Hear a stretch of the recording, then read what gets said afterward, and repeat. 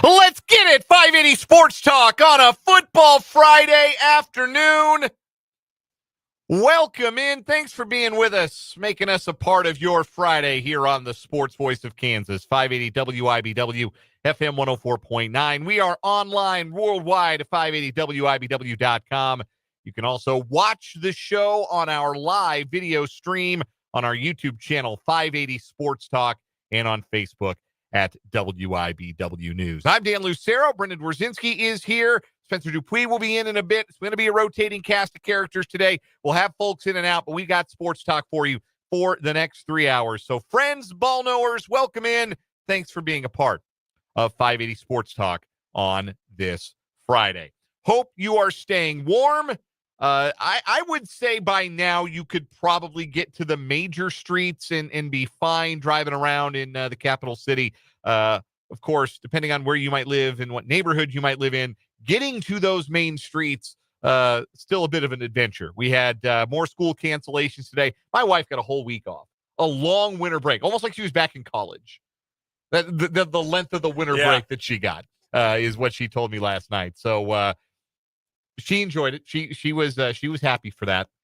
There have been some activity postponements tonight, but notably, our 580 Preps game of the week is not one of them. So tonight, here on the Sports Voice of Kansas, we're going to have that classic Capital City rivalry in the Centennial League as Hayden hosts Washburn Rural for girls and boys basketball. Doubleheader coverage starting approximately 5:45, 6 o'clock girls game scheduled. We'll have the boys game following. Myself and Larry Latimer on the call tonight on 580 WIBW. So we've got that still to come. And then, of course, the high school basketball scoreboard show coming on the Kansas Information Network with Eric Peterson at the top of the 10 o'clock hour. So a full night of sports coming your way here on 580 WIBW, and it begins with this edition of 580 Sports Talk, on which we're going to talk a lot of football. It's Football Friday, after all. It's not a Red Friday because the Chiefs are off. Chiefs have the bye in the AFC, of course, but there are 5 wild card games Saturday and Sunday. I was telling my wife last night that this is the last really great football week. This is the last, Thursday through Monday football week of the year. We had the Thursday night college football playoff game last night. We got another one tonight. We got two NFL games Saturday, the triple header Sunday, the NFL game Monday, and then that's it. Next week, we'll have Saturday, Sunday, and then the College Football National Championship on Monday. And the week after that is Conference Championship Sunday, which is the best Sunday of football of the year, but it's just Sunday. And then you got to wait a week, and then it's Super Bowl, and then football's over. Don't say that. I can't Don't say those words to me. I can't say my wife was devastated to hear me walk through it like that and think, hey, I might get a chance to hold the remote control again on the weekends. That sounds good to her. But no. You know what I say to that? Dun, dun, dun, dun, dun, dun, dun. We got college basketball, folks. This is true. Sorry, honey. Hey, listen, this snow's going to melt. That means spring training's right around the corner, baby. Royals baseball, they're worth watching. Split squad games. That was like 2 TVs to me. Exactly. That's what I'm saying. MLB Network carries spring games all day. It's great. But this is the last. We are both going to go home to change locks. I don't know, man. With the newborn situations that we've both got, they might be annoyed by us, but they need us. That's true. Let's be honest. We're pretty indispensable right now. Even we might be knuckleheads, but we're indispensable knuckleheads. Hey, whatever it takes to have some leverage. Yeah, that's that's a fact. Anyhow, this isn't the last blockbuster football weekend. 5 wild card games. We're going to pick them all. Let you know who we think is going to advance in the AFC and the NFC. We'll also discuss which player or coach has the most to gain or lose with a win in this weekend's game. Don't fret. We'll still talk some Chiefs here in this 3 o'clock hour. Our Chiefs insider, Matt Derrick, will join us from ChiefsDigest.com. We'll talk to Matt about some of the things that Andy Reid had to say at his press conference earlier today. Then later on in the show, when Spencer takes the reins in the 5 o'clock hour, you'll hear directly from Big Red exactly what he had to say at his press conference earlier today. First press conference of the playoffs, essentially, for Andy Reid. We'll talk some college football. Notre Dame beat Penn State last night. That game ruled. It was a lot of fun. I couldn't help but think how much better it would have been if either team had a quarterback who was good. And it struck me about midway through that game that the best quarterback or the most trustworthy quarterback in the college football playoff Final Four, and not by a little bit, is Will Howard. And that's a wild place to arrive at. Like, it's not unique for college football teams to win national championships with guys who can charitably be described as good college football quarterbacks. Mm-hmm. And there's no shame in being a good college football quarterback. Like, history, like, go all the way back to when I was a kid, my entire life, going from Mac Jones to A.J. McCarron to John Parker Wilson to like Gino Torretta, that Miami team. You just named a bunch of Alabama dudes. Yes, I did. That's not a mistake. Chris Weinke, Jason White. Like, I was going to say, Jason White won a Heisman. Yeah. Troy Smith won a Heisman, and he was like a 5th or 6th round pick. Yeah. You want to look right down the road, about 30 minutes east? Todd Reesing didn't do a whole lot in the NFL. No. Todd Reesing is a legend in college football. There is nothing wrong with being a great college quarterback. No. But there is certainly a difference between being a great college quarterback or a good college quarterback and like a dude. And there are no dudes under center remaining in the college football playoff. No matter how much the draft industrial complex tries to convince you that Drew Aller is a dude. Drew Aller is, if I may borrow your turn of phrase, Brendan, turbo ass. And I've been saying it for 3 years. And now, after he threw that crippling interception that cost Penn State that game last night, after throwing 2 horrible interceptions that were called back due to penalties, maybe people will listen to me. So there are 2 kinds of NFL draft guys. There's like your TV folks who really are only watching the quarterbacks. And when they bring, Mel Kiper, come on TV. And he does a 3-minute segment that's just all about quarterbacks. Those people were begging Drew Aller to play well last night. Begging. Drew Aller with a good playoff. He might change his mind and he might declare for the NFL draft because Cam Ward and Shedeur Sanders as your top 2 and Jalen Milroe as number 3 is one of the worst quarterback classes in recent memory. Like that's up there with 2013 when EJ Manuel was a 1st-round pick. Like it's looking ugly. Just begging, please, Drew Aller, go to the NFL. The other NFL draft guys, by the way, are dudes who are like at Jim Bob NFL Draft on Twitter they're not married, they've never had a girlfriend, and they just love watching offensive guards at the D3 level. Like, draft steal. This is my draft diamond. Hashtag steal of the year. And they just like have no life. Don't actually like football. Just love the idea of watching smuggled all 22 film from a college game. Those are your 2 kinds of draft guys. Half of them crushed that Drew Aller is, in fact, who we always knew he was. Always knew he was that guy. And by the way, Andy Kotelnicki, really good at his job. To make people think that Drew Aller was anything but who he's always been, really good at his job. No, that's fact. We will get into that a little bit more later on. Reaction to last night's game, a look ahead to tonight's game, the Cotton Bowl between Texas and Ohio State. I will just say this. If Texas wins, I'm looking forward to the national championship game. I think it'll be really interesting. If Ohio State wins, we can call it a night early in 2 Mondays. You don't think Notre Dame can hang? Like, I like Jeremiah Love, and tremendous effort for him on one leg. They got some dudes. They play some defense. Ohio State would walk a mud hole in them for 60 minutes. Got 20 million man roster. There is a difference. There is still a difference. The playoffs should have really underlined and underscored this, and usually it does when we get to the end of it, even in the 4-team playoff. There is a difference between being a really good college football team and a college football team with a bunch of pros. And the difference typically shows up on the scoreboard. Yeah, I mean, that game would just end up being Riley Leonard running for his life, right? I mean, that's what that kind of game would turn into. 100%.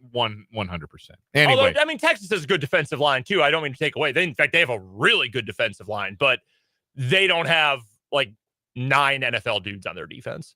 Not including Jack Sawyer. Fakest tough guy ever. Yes, 100%. That's the number one reason I'm rooting against Ohio State. Nothing against Will Howard. A little against Ryan Day. But, like, no, Jack Sawyer, ultimate fake tough guy. That dude is number one on the power ranking of hold me back, bro, guys. Yes, Yo, don't let me hit him. Just hit me, dude. They're go ahead. They're not going to plant that flag on our field. They're not going to plant the flag on our field. No, I am anti-Jack Sawyer, and thus I'm also anti-Ohio State because I grew up in Big Ten country, and of course I am. It's wild that, like, America's team in the playoff is Notre Dame. They're the most likable team by far. They are the Marcus Freeman is a super cool dude. Yes. Riley Leonard is, like, wildly self-aware. Like, yes, I'm a running white quarterback. It's very funny. I don't get it either. Like, it's they're a very Love is extremely likable. So we'll get into some college football playoff stuff. We'll look ahead to the college basketball weekend. KU's at Cincinnati. K-State's at home against Houston. Both of those games are tomorrow. Talk about the all-pro teams and our Sports Talk headlines, top of the 5 o'clock hour. Our Prairie Band Sportsbook 580 Sports Talk Picks contest. We'll have What Is Wrong With You today. I'm just going to tell you, if you don't usually watch the YouTube stream, we have a visual with today's What Is Wrong With You that you may want to tune in for over on our live YouTube stream. All that and all the other things you love from a Friday show here on 580 Sports Talk. You can interact with the program today on our text line. 785-272-9429 is the text line number. Again, that's 785-272-9429. You can also interact with us in the live chat on the YouTube. If you are watching on YouTube.com or on the YouTube app on your mobile device, there is a live chat feature. You can interact with us and your fellow listeners. All right. Let's get into these wild card games. Later on in our 580 Sports Talk Picks contest, that'll sort of serve as a confidence sort of pool, look at how we think these games are going to shake out. But right now, we're just picking them head-to-head.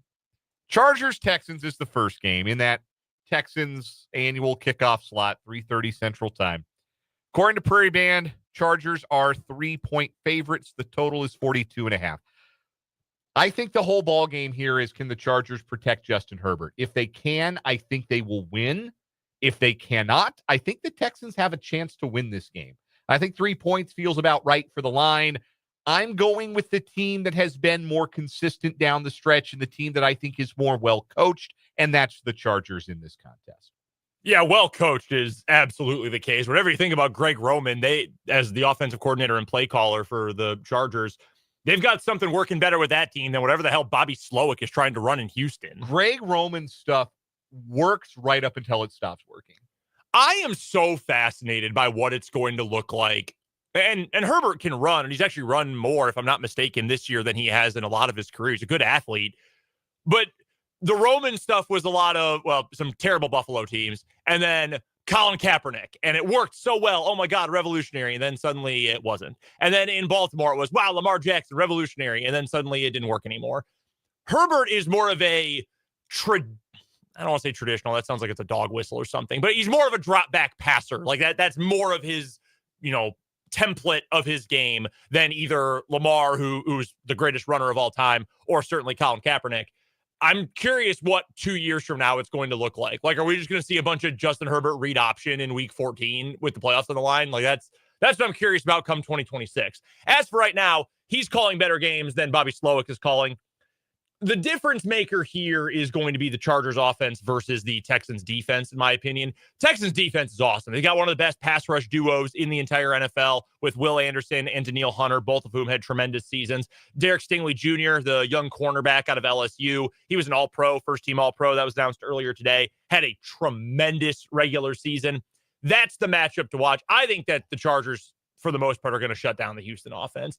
They really can't run the ball.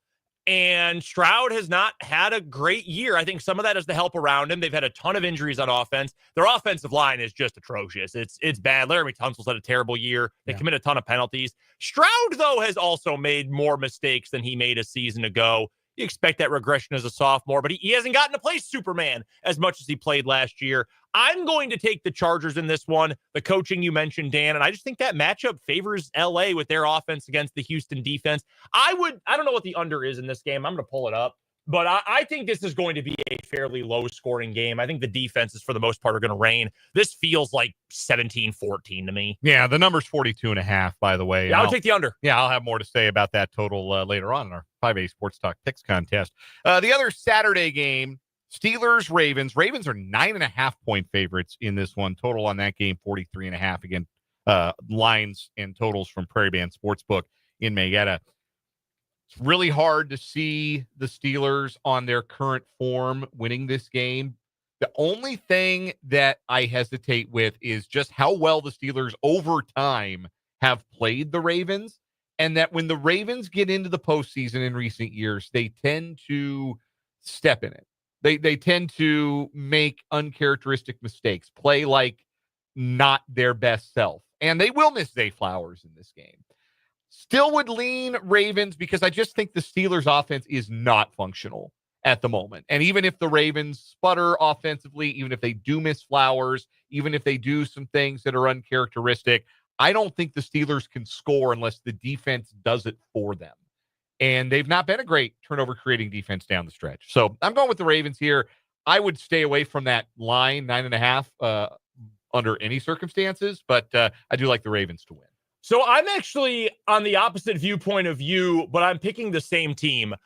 I know these teams always play close. I'm feeling blowout in this game. Since week 10, and remember, Steelers, what do we think of with the Steelers? Great defense, right? Yeah.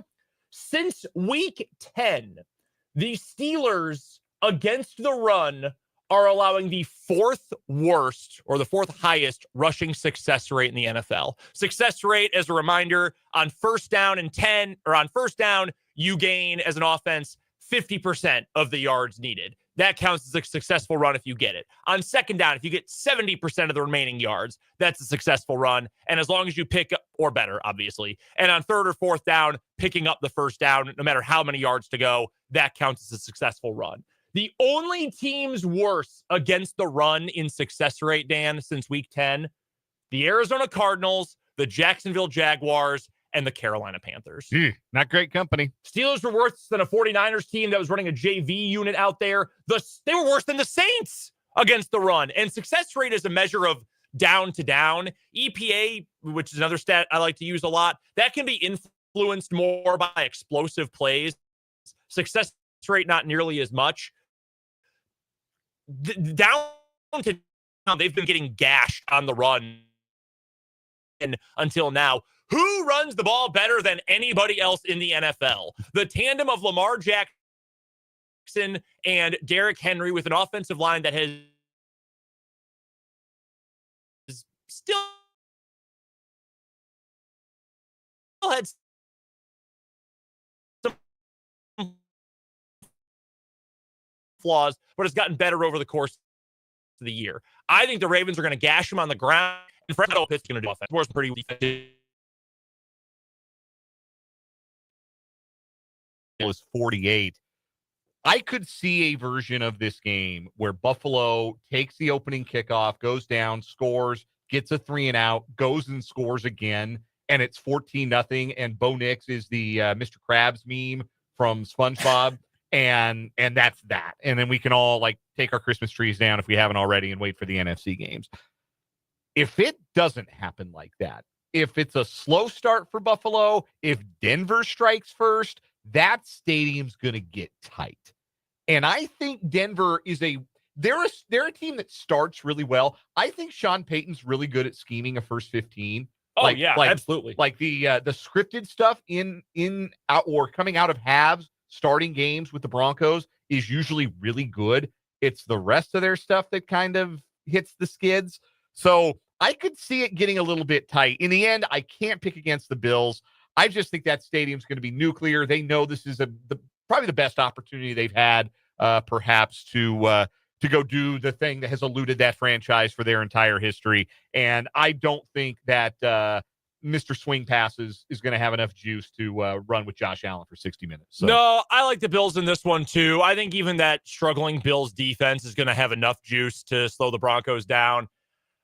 It would be one this thing. Spread is I'm not. This is radioactive to me. I'm staying away. I would not touch this one. It'd be one thing if Denver had a good running game, and they really don't. No, Well, and you don't even think they're using their best running back. I don't. I think Audric Estimate's their best running back, and they don't use him enough. Could have been Javonte Williams. I was such a big fan his rookie year. Yeah. He had a little bit of a run through a so-and-so's face to him that I really liked. I think Estimate has that too. I don't know why. Good player. I do. I don't get the McLaughlin thing. I really don't. I don't at all. No, I really don't. We're both on the Bills there. Packers-Eagles is the midday game on Sunday. Packers right now are 5-point dogs. The total is 45. It sounds like both teams will have their starting quarterbacks. Jalen Hurts has cleared concussion protocol. Jordan Love sounds like he's ready to go for the Packers. If the Packers were healthy, I would take them without reservation in this game. The thing that worries me about the Eagles, they are a team without a plan B. And teams without a plan B get into the postseason. Steven Ruiz wrote about this over at The Ringer. When you don't have a plan B in the postseason, and all of a sudden you can't get plan A going, that can be problematic. I think the Packers have the juice to go to Philadelphia and win this game. I really do. I think the Packers have a really good chance. This spread has moved a lot. Hand up, I bet the opening line when it dropped last weekend after the Bears beat the Packers, it was 3.5. It has moved now. Is it still at 5? Mm-hmm. Yeah, it has moved to Eagles -5. I took him at 3.5. I am going to pick the Eagles in this game. I don't feel like overwhelmingly confident. I think Green Bay is as good as Philadelphia. I think Green Bay can absolutely beat Philadelphia. Jordan Love has not been great the last couple of weeks, which has been problematic. The running game is awesome. There's no doubt about that in my mind whatsoever. No Christian Watson hurts the vertical game. I think it'll be close. I think it'll be competitive. I guess this is probably an emotional hedge, but I'm going to take Philly. All right, last one. We got to run through it. Commanders-Buccaneers is a Sunday night game. 3-point spread in favor of the home team, Tampa Bay. The total is the highest of the weekend at 50. Brendan, who you like? I like the over. I like points. I like 45 to 42. I don't care which team wins. I think both these teams are going to score a lot. I am actually going to take Washington against the spread here because I think it's dead even. I can see Baker throwing 5 touchdowns. I can see Jaden Daniels throwing 5 touchdowns. I can also see Baker throwing like 3 back-breaking picks. That's the variance. And I think you could probably say the same thing about Daniels too, just because the playoffs are a different beast. But he's been very poised. Baker's good is incredible. His bad will get you beat pretty much every time. Lattimore's up too. Yeah, Marshawn Lattimore's going to play. So here, by the way. Mike Evans versus Marshawn Lattimore. Yes, that is true. Hello, Spencer. Hello. Good timing to get in the studio. I'm going to take Washington against the spread. I guess I'll pick them. I mean, 3 points. That's close enough, but I wouldn't be surprised either way. This is another one I'm taking the over. I'm staying away from the spread. I'm on when in doubt, take the home team, but I got no feel for this game. Like, other than thinking it's going to be pretty high scoring, no feel for how this one's going to go. I have a pitchfork with Todd Bowles' name on it. So I'm honestly ready for Washington to win so I can push some narratives. You obviously know I got the Commanders. When we come back, which player or coach has the most to gain or lose this weekend in the NFL? That's next on 580 Sports Talk.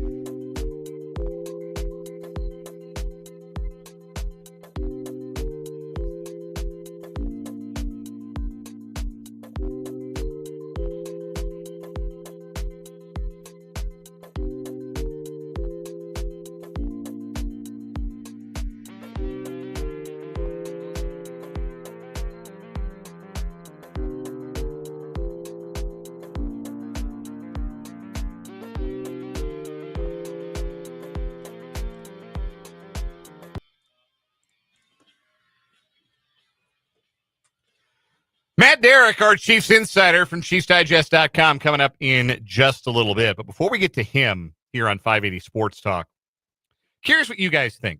Which coach or player has the most to gain or the most to lose from this wild card weekend? I'm not doing like necessarily legacy talk here, but who's got the most to gain? Who's got the most to lose this weekend? Who is firmly in the spotlight for you this wild card weekend? Who's got the most to gain, I think, is a more difficult question. Yeah. Honestly, I will go to legacy talk for the second part of it. If the Ravens lose, there are going to be some extremely uncomfortable questions about Lamar Jackson. Maybe not fair, but they're going to be there. I think those questions are lingering since last year's AFC Championship game when everything set up perfectly and then they just forgot who they were. Agreed. And that's not a Lamar Jackson problem. That's a John Harbaugh problem. Yes, but 99% of the population only cares about quarterbacks. This is true. And so that's why it's like truly legacy talk. John Harbaugh's got the bulletproof shield that a Super Bowl ring provides. He's got the ring. So that's now. Do I think they're going to lose? No. Like I said, I think they're going to kill the Steelers. I do not think that game is going to be close. In terms of most to gain, that's a great question right there. Someone else answer. I'm having a hard time with that. For me, it's Justin Herbert. Because I thought about Herbert. Justin Herbert's reputation has been, super talented guy, but are you winning anything with him? Yeah. And it would be a road game. That's impressive. Would be a road playoff win and an opportunity to go try and knock off a Chiefs team that the Chargers have always played well against, that Herbert particularly has always played pretty well against. I think this is a big weekend for Herbert. Oh, man. I think it's a big weekend for Nick Sirianni as head coach of the Eagles. Okay. That's a good one. I see where you're coming from. Like, Yeah. they have had, look at last year. Last year was last year. Mhm. But Nick Sirianni, we've had questions, does he have big control of that, the locker room? Sure. With the things that happened this year. And you're going to have your quarterback back, I believe. Yes. He cleared protocol and will play. So I think the coaching question, because there's been he's come into question as a head coach lately. And I think that if they can beat the Packers, those kind of go away. Yeah, they settled down at least for a little bit. Yeah. You know what? I'm going to go with the other AFC West team playing this weekend. I'm going to go with the Denver Broncos. I don't really think they have anything to lose as the 7 seed. No, they don't. But if they win, hey, y'all took Caleb Williams and Drake May and Jaden Daniels, but we won a playoff game with Bo Nix, the guy you guys all laughed at. Y'all all said Sean Payton was... I'm not necessarily agreeing with this, but that's going to be the narrative. That, hey, Sean Payton's back. They're building something. Bo Nix is the guy. That's going to be what the conversation is. I think in terms of just the organization having belief that it can win again, it's probably Denver. Buffalo and Baltimore would both deal with existential crises. Yeah, that's a great point. If they lost this weekend in a way that I don't think any of the other favorites, any of the other home teams would suffer existential crises. Maybe Philadelphia, because that is a sports city always perpetually on the verge of existential crisis. Yes, I agree with that. That's a fan base that's in like the golden age. Like, it's never been this good for Philadelphia sports, and all they do is yell about Pete Alonso and Nikola Jokic on social media. They are unwell people as it is. And the Jalen Hurts conversation is going to be incredibly toxic if they find a way to lose. I wouldn't go home if I was Nick Sirianni if they lost. Yeah. I'm calling my wife from the locker room and say, get the kids, get out. Calling a realtor. Yeah, I'm moving out. Immediately. Matt Derrick from ChiefsDigest.com joins us after this timeout. We're rolling through a Friday edition of 580 Sports Talk.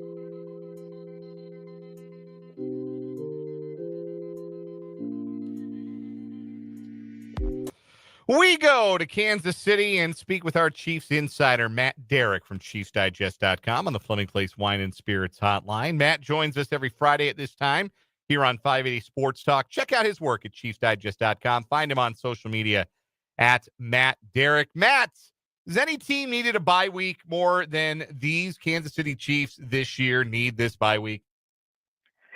I don't know if there's probably some teams that have needed one. Everybody could need one the way that the Chiefs do, but I don't know if anybody could have been more valuable for, because you give Patrick Mahomes, you give Andy Reid and this team a chance to get healthy and to just work on themselves, may even get a head start on preparation, and the fact that they're not going to see anybody in the AFC playoffs that they haven't seen this season. I mean, all of those, Dan, just seem to be like such incredible advantages for a team like this. What, if anything, was the takeaway from that game on Sunday against Denver? Was that really as vanilla as it looked as far as game planning, as far as what the Chiefs ran, offense and defense? Was that just basically, I don't know, cover two man and the bare necessities in the offensive playbook, or were they were maybe trying some things, or a little bit more to the game plan than it looked on TV?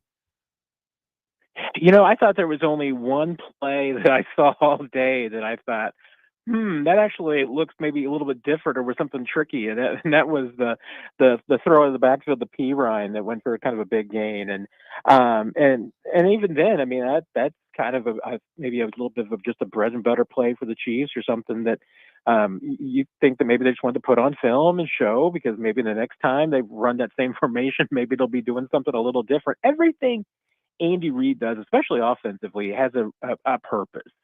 And defensively for Steve Spagnuolo, I mean, they blitzed a couple of times, but when they did blitz, it was, it was fairly standard, but it was also, I think, it's just a chance to get some guys experience that hadn't blitzed a lot. And, and I go back even to, the rookie mini camp, and one of the things that we saw was, Steve Spagnuolo taking Jaden Hicks off to the side and teaching him how to blitz and showing him, hey, how to disguise it, how to line up, where to, put himself, how to make sure he, doesn't tip off what he's doing and where he's going.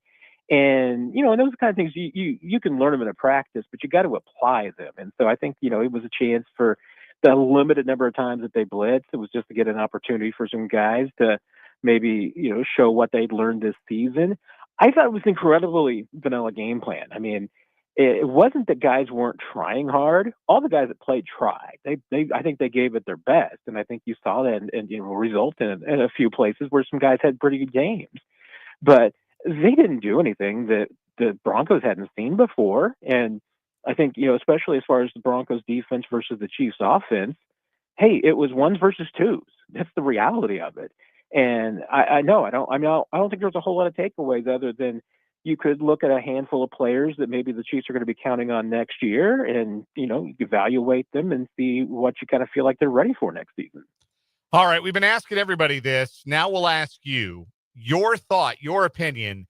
Did DJ Humphries show you enough at left tackle to make you believe he ought to start in the divisional round at left tackle with Joe Thuney kicked back inside? I saw enough that he could start. I mean, I'm not saying that he should or that he's going to, but I saw enough that he could. I thought he had maybe, and Andy Reid kind of backed this up today, I thought he had just a couple of bad snaps, a couple of plays that he got beat on. You could say that, hey, the advantage that Joe Thuney's had is that he hasn't given up any of those plays where he just gets whiffed and gets beat and gives up a sack immediately, or gets beat to where a play just absolutely dissolves immediately. That's something that Joe Thuney isn't going to do. Then again, Carson Wentz wasn't getting rid of the football as quickly as Mahomes was, so that offensive line had to block a little bit more.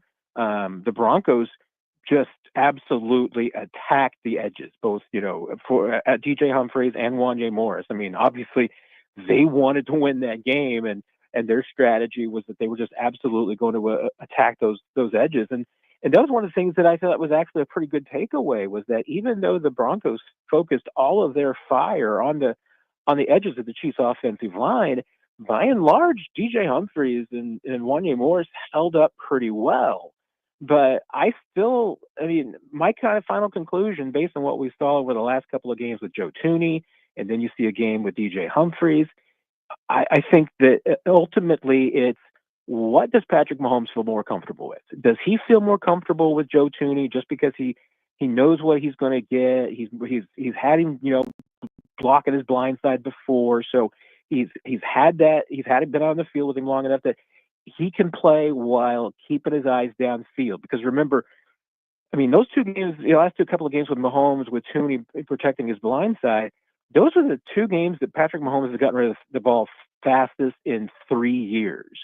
And if that's what it takes for Mahomes to be comfortable, to keep his eyes downfield and be able to get rid of the ball quickly, then that means everything. And, if he has to keep one eye behind him with DJ Humphries on the field and he doesn't have that freedom, it doesn't really matter if the Chiefs have a better offensive line with DJ Humphries and Joe Thuney. I think they probably are a better offensive line with those two guys in that spot. But if Mahomes feels more comfortable, you go with what makes Mahomes more comfortable. And Mahomes absolutely will look more comfortable with Joe Thuney at left tackle. Matt Derrick is our guest. He covers the Kansas City Chiefs better than absolutely anybody and does so for ChiefsDigest.com. And he joins us every Friday afternoon here on the program via the Fleming Place Wine and Spirits hotline for our Chiefs Insider. On the defensive side of the ball, Matt, are we good to assume that Jalen Watson will be good to go in the divisional round, or did we maybe put the cart before the horse a little bit when he returned to practice? I mean, I think it's still a little bit of a wait and see. The Chiefs continue to talk about, McCole Hardman being more ahead of schedule than Jalen Watson is. And, when Andy Reid talked about Watson today, they asked about him, he said he was moving around well. The Chiefs do have a spot on the 53. They put Marlon Tuipulotu on the injured reserve, so they do have a spot. I think that spot's for McCole Hardman. It could absolutely be for Jalen Watson. I mean, my indication is that if Jalen Watson does come back, it's probably more likely for the AFC Championship game. And if they're going to do that, then there's potentially two moves that they have to make to get Watson back. It could very well be that spot is for Jalen Watson, and Chiefs think he's ready, or at least enough to be on the 53, even if he's not active in the divisional round. They've got a couple of weeks before they would have to make that decision, since his practice window would run out right before the AFC Championship game. So they got a couple of more weeks. That injury was so tough to come back from. And I think there's still probably a little bit to prove that just how far he's back. And if he's not 100%, then how much of Jalen Watson is good enough for you? Is it 70, 80? Does he need to be 90? I mean, that's what Chiefs can try and find out in the next couple of weeks. I mean, this was their first padded practice, and really their first practice this week. So even with that limited practice that he had last week, which was just some scout team work that he did, I don't know if the Chiefs have enough information yet to make that decision. I think it'll have to go closer to next week before we find that out. Obviously, the Chiefs are not scared of any of the teams that are left in the NFL. Also, it's the NFL. You should never be scared of anyone. The talent gaps are not that big. But that being said, who do you think everybody at One Arrowhead Drive would most like to face in the divisional round between the four options from this weekend? I mean, I think if you're given your option, I mean, you'd probably love the Pittsburgh Steelers because you just beat the snot out of them. I just don't think there's any way the Pittsburgh Steelers win. I mean, I think that's just I think they're going to be one and done. I think that the key matchup is the Chargers and the Texans. And if I'm everybody One Arrowhead Drive, I would want to see the Texans because you beat them by 8 points. The Texans don't look like they've been the same team since then. Losing Tank Dell was a huge deal. I would be more worried about Justin Herbert than C.J. Stroud. I think one's a game manager and one's a more experienced NFL veteran. I think as good as I think D'Amico Ryans can be, Jim Harbaugh's better. So I think you got one team that's better coached, a lot of veterans, a really good defense for the Chargers. I mean, I think that's that's a divisional opponent that you'd have to try and beat for a third time. So I think of all the potential opponents, the Chargers I think are the most difficult. But if you got to pick an opponent from that group, I think the Texans would be the one, because you feel like you just beat them recently, and I think those two teams are in different levels. We're joined by Matt Derrick here on the Fleming Place Wine and Spirits Hotline. And Matt, we talked a little bit about DJ Humphrey in that game, but he played left tackle, so there is an opportunity to throw Kingsley Suamataia in at left guard. Didn't hear his name pop much, but that could be a good thing. What are your thoughts on him playing there at that game? And do you think maybe if it doesn't work at left tackle, you can bring him in to guard? Yeah, it's interesting because, the Chiefs have certainly considered that with both him and Wanye Morris about whether or not they're better suited as guards. And, and really, I think it was more with Wanye earlier, but now, it has gone to that spot that maybe they do think that maybe Kingsley's better position as guard. That would make things interesting because, you've got right now, you don't have either one of your guards that you really, in the mix for next year. I mean, Joe Thuney's got that $26.9 million cap hit that you got to make a decision on. Trey Smith obviously is not under contract for next year, so you could have two guard positions up for grabs. You've got Mike Caliendo and Hunter Norzad that I think have obviously looked good and look like they could be starters. You throw Kingsley into the mix, then it's, what is Wanye? I mean, can he be your left tackle next year? I still don't know that the Chiefs really have that answered, so it's going to be an off-season question. But, you're right. I mean, Kingsley didn't really get his name called. I thought he looked pretty comfortable out there. Like I said, they were attacking on the edges and really kind of leaving. There were plenty of times that Hunter Norzad just had nobody to block, and it was like, okay, I got to go help out somebody here. And Kingsley did a pretty good job on that side with DJ Humphries. I thought they were pretty solid. So maybe that is, the future. I mean, with the Chiefs having invested in Wanye Morris and invested in Kingsley Suamataia, you've got Jawan Taylor for another year for certain. He's not going anywhere. I mean, one of those guys is either going to be your swing tackle or a guard. So maybe that is, especially if the Chiefs go out and look somewhere else for a left tackle. Maybe Wanye becomes your swing tackle. Maybe Kingsley takes one of those starting guard positions. I mean, that might be your deepest offensive line if you can find out a solution as a starter at left tackle. All right, last one for you, Matt. Put on your prognostication hat. Who's it going to be that emerges from Wild Card Weekend and ends up as the Chiefs' opponent in the divisional round? Yeah, I mean, I give the Broncos about maybe a 20-25% chance of knocking off the Bills. I think they should give them a good fight, but a rookie quarterback, I think is going to make too many mistakes, and I think the Bills are going to take that one down.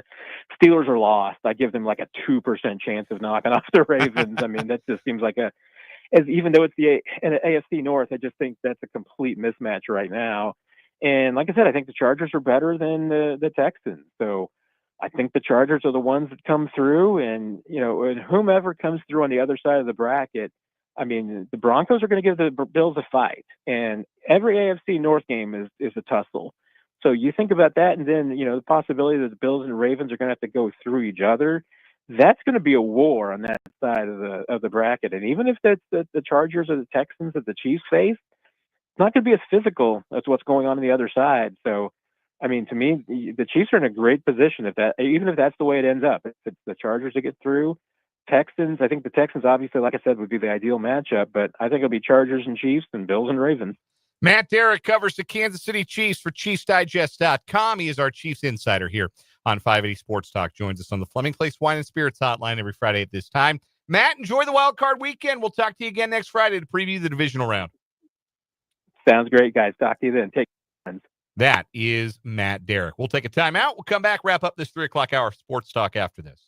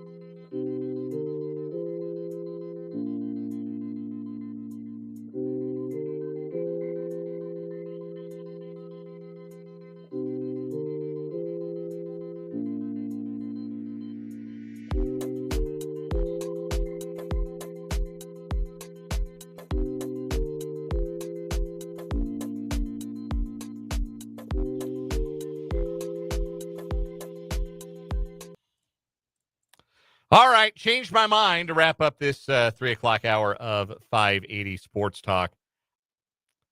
Change my mind. Drew Aller's going to get a GM fired in the NFL. What I'm really saying is somebody is going to take him eventually in the first round. They're going to be seduced by whatever it is that they see. And he's going to get drafted high enough to where his fortunes will be the reason that a GM gets fired. No. Because if you're drafting Drew Aller, you were going to get fired anyway. Yeah, I would agree with that take. Watching a full game last night, I hadn't watched a full wire-to-wire game of him. Is this year I've gone in, watched a quarter or two or whatever. I would agree with your sentiments there. If you are buying that at this point, you're not going to be long for the job anyway. Where's Dave Gettleman going to end up? Great question. He'll draft Drew Aller. Yeah, he's just underdog fantasy. That's where Dave Gettleman's going to end up doing a podcast. All right, real quick, change my mind. They're moving the Rams-Vikings game out of Los Angeles, moving it to Arizona because of the fires, tragedy, obviously, prayers with everyone in Southern California. Change my mind. That's good for the Rams. They're going to have more fans in Arizona than they were in L.A. They really might. I'd agree. There's no home field advantage to be found at SoFi Stadium for either the Rams or the Chargers. That's pretty well established. So, meanwhile, trip to Scottsdale football game. All right, I'm in. A lot of snowbirds probably remember the LA Rams in the 80s and 90s. Absolutely. Yeah, they're ready to rock. Coming up at the 4 o'clock hour, our Bet Prairie Band picks. What is wrong with you? More college football playoff talk. That's all coming up in the next hour of 580 Sports Talk.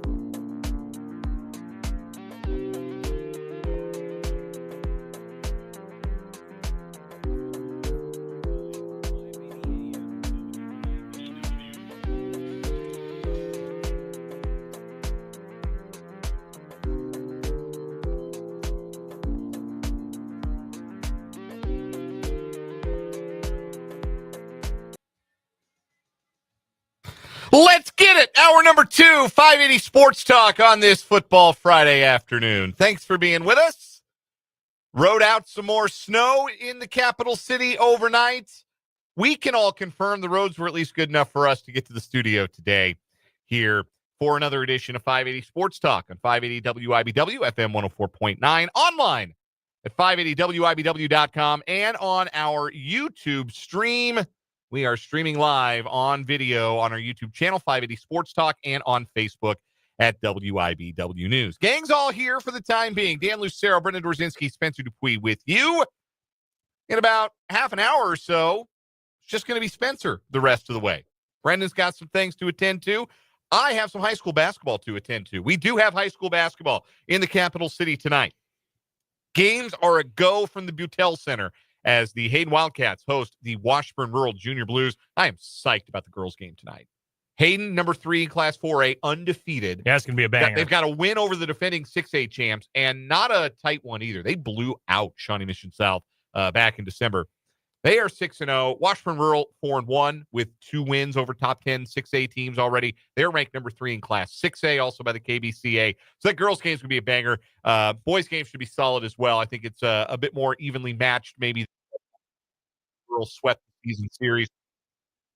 Both games coming your way right here. Our 580 Preps Game of the Week doubleheader on 580 WIBW and FM 104.9. Pregame coverage starting at around 5:45. So I'm going to get over to the Butel Center, and Spencer's going to have you from following What Is Wrong With You all the way through the end of the show, whenever that may be. No later than 6 o'clock.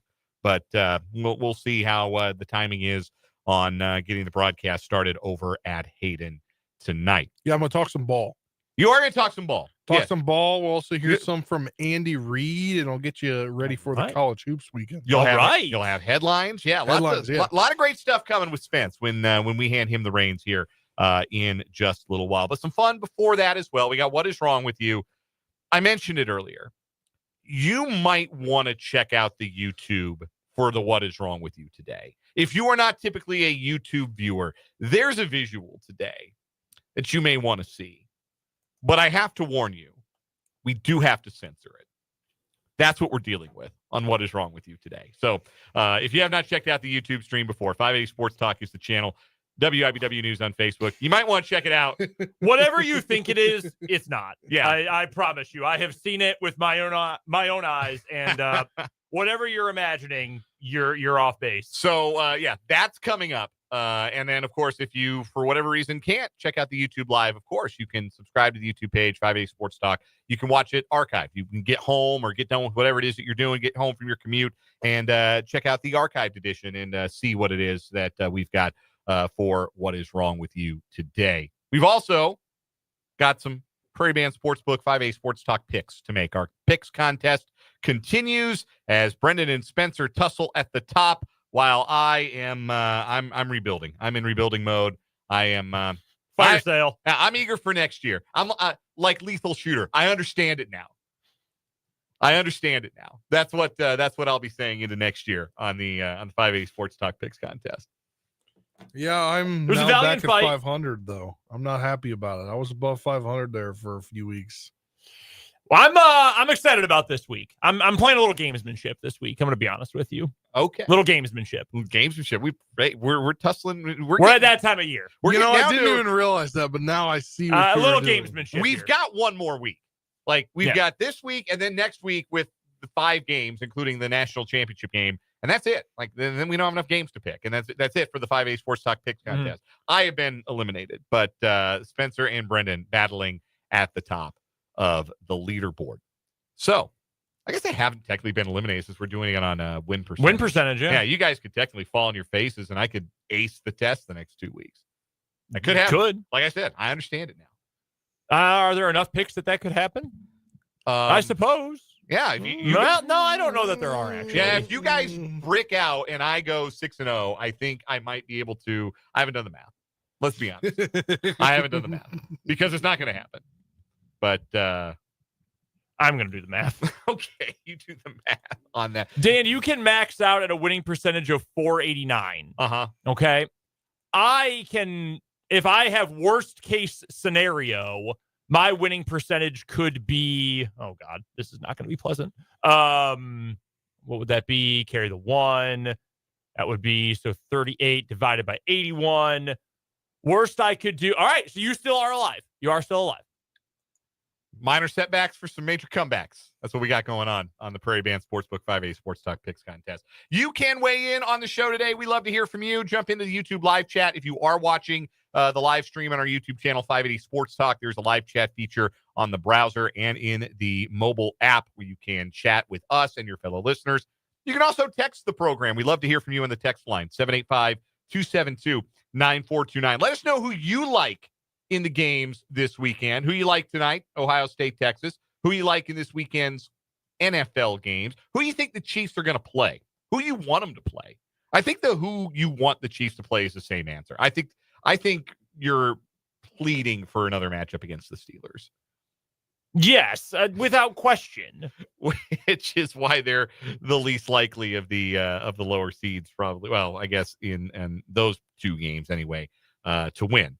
The 6 and the 7, least likely between them and Denver to pull an upset. So we've got those ways that you can interact with the show today. But let's get into them. Our Prairie Band Sportsbook 580 Sports Talk Picks. Again, they are brought to you by, as they have been all season, the Prairie Band Sportsbook. Live at the Prairie Band Casino and Resort in Mayetta, just inside the main entrance. It's just a few steps to your right as you walk in to that main entrance. Check out the Prairie Band Sportsbook this weekend. They have got some obviously outstanding chairs and TVs for which to watch all of the football action. And I believe they've got a special offer going for this weekend. Pigskin Parlay Protection. Get half your losing football parlay back every week in January with Pigskin Parlay Protection. If you're betting a parlay and it busts, you get 50% of your original stake back in a free bet to use on your next parlay. Guests may receive it only once per week, up to $50. Only losing betting slips from the current weekly betting period are eligible for protection. Brendan looks like he wants to drive up to Mayetta right now. I do. I do. It's very tempting. Let me tell you what. Once he read that read, your face. I keep track of my winnings or losings for the entire year. I had a good 2024. I was well in the black in 2024. The way that 2025 has started, retirement is approaching fast. So, and retirement from gambling. Oh, I was about to say, that could go one of two ways. No, not the good way. Let me tell you. So, a little protection would be nice. So, yes, Pigskin Parlay Protection going on if you're up at the Prairie Band Sportsbook. All of our betting lines are from Prairie Band Sportsbook as they currently appear on their website, prairieband.com/sportsbook. Once again, the standings, it is Brendan back in the lead by winning percentage. He's a game over 500 after a 3-0 week last week, 38-37-1 for BD. Spencer at 500, dead even. You're only down the VIG if you've been betting with Spence. 42-42. I'm bringing up the rear at 40-48-1 after an 0 for last week. With that, still alive. With that in, yes, I am still alive. With that in mind, I still have my thumbs. The most ironic thing about this is, like, I am a dead even better, apparently, according to this. Can't tell you the last time, unfortunately, I made a sports bet.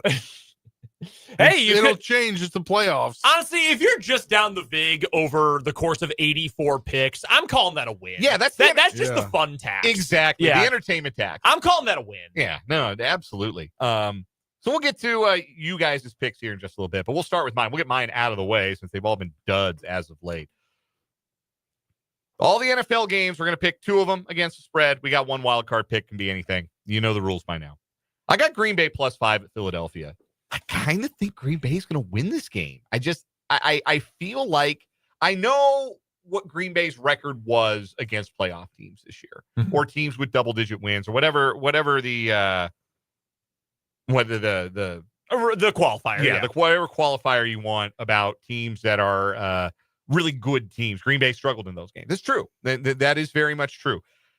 But what I've seen from Jordan Love of late is quarterback that's kind of stopped turning the ball over, which I think is a big deal. And I think in the playoffs, if you are too one-dimensional, that becomes a problem. And I think Philadelphia is really one-dimensional.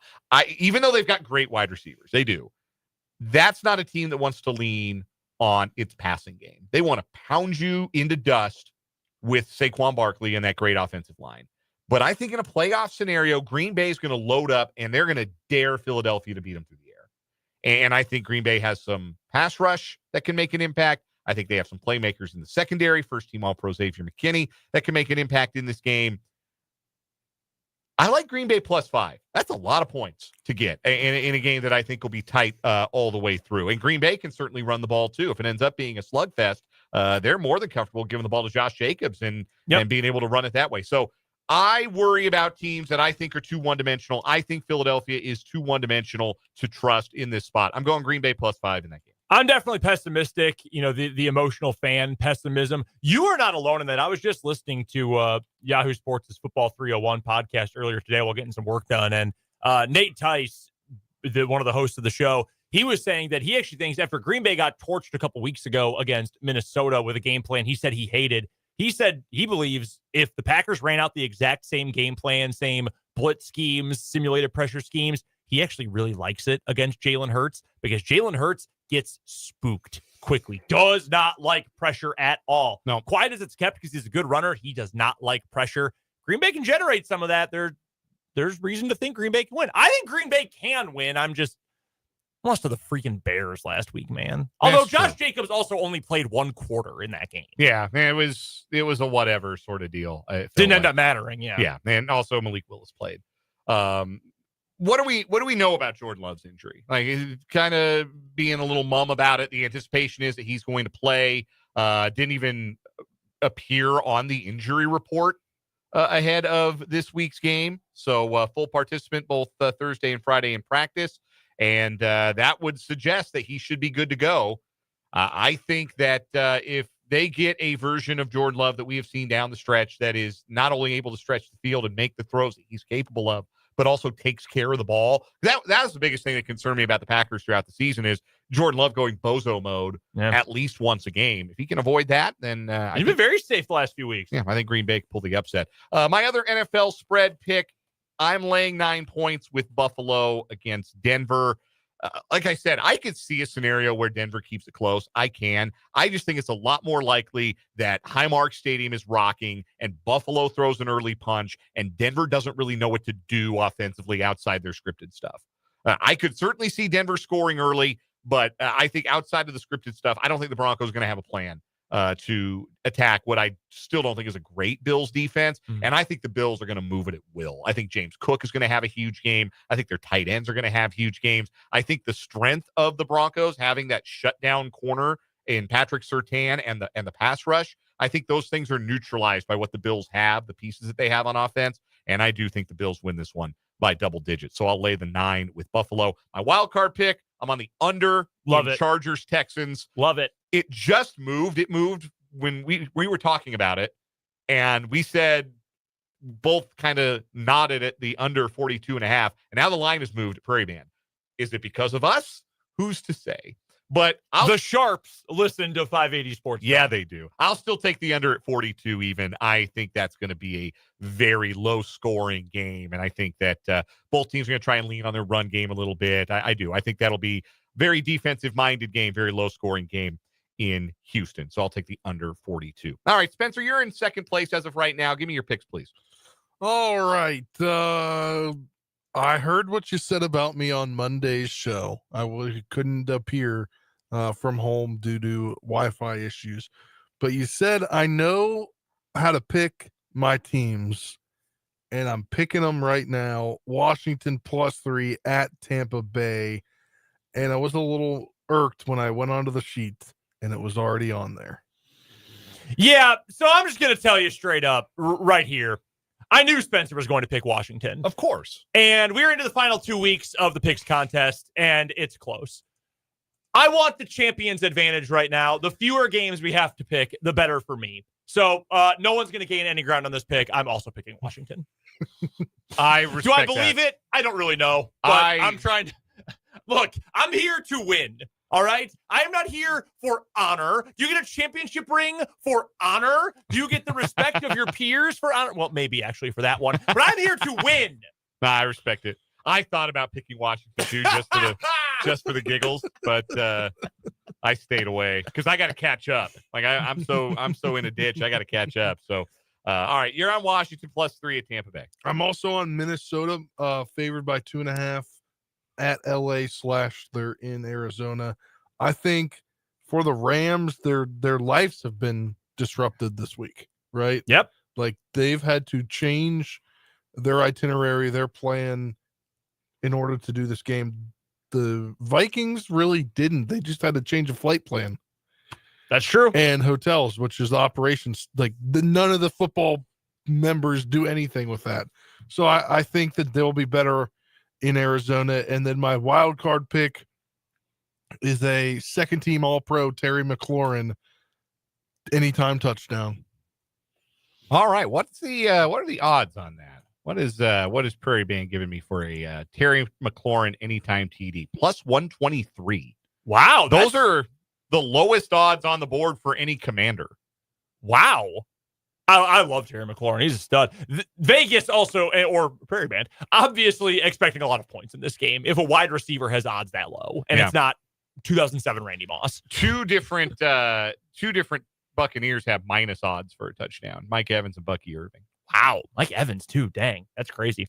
All right. My picks for today, again, entirely for gamesmanship purposes, I'm taking Washington +3. I actually do think that game is going to be very close. And if you're picking a game that you think is a true toss-up and you're getting points, you might as well take it. So I'll go with Washington there at Tampa. Also taking another road team. These are a road favorite. I'm taking the Chargers at the Texans. I think this is going to be low scoring. I know earlier I said 17-14 is what I'm feeling. That wouldn't be great for me because that'd be another push. But I think the Chargers will take care of business. They're going to commit to the run to try to pound this game out. I just don't know what the Texans are going to do offensively in this game. I don't know if they know what they're going to do offensively in this game. Right. And my wild card pick, I'm actually going to go with the Packer, even though I think Green Bay might lose that game. Romeo Doubs is Green Bay's best pass-catching option in the red zone, which is weird because the Packers do have a good tight end in Tucker Kraft. But Romeo Doubs, good red zone wide receiver. I do think Love will throw at least one touchdown pass in this game. So Romeo Doubs back after having the flu or flu-like symptoms a week ago. Anytime touchdown, that's +235 at Prairie Band. Third best. At least it was as of this morning. Third best odds for a touchdown score for the Packers. Josh Jacobs is -112. Jaden Reed is +215. That was close enough for Josh Jacobs that it would have fit within our parameters for touchdown scorers. Philly's defensive line is so good, though. I didn't want to mess around with that. I'm surprised Jaden Reed is that. The odds are that short, to be honest. I'm a big Jaden Reed fan and supporter, but I'm more surprised. He's a big play guy, right? Yeah, he's your between the 20s option. Yeah, if he scores, it's going to be a long ball. Yeah, he's probably going to go get one 30, 40 yards, one of those. Yep, so, good take. That's what Reed gives you, I think, for them. So those are our picks for the Prairie Band Sportsbook 580 Sports Talk Picks Contest. Again, Brendan with the slight lead over Spencer. I'm in a deep ditch. I need you guys to be wrong, basically, because I just need you guys to fall on your faces here these next 2 weeks, and I need to hit a heater. So that's what I am hoping for. Anyway, we're gonna take a quick time out. When we come back, it's What Is Wrong With You time on 580 Sports Talk.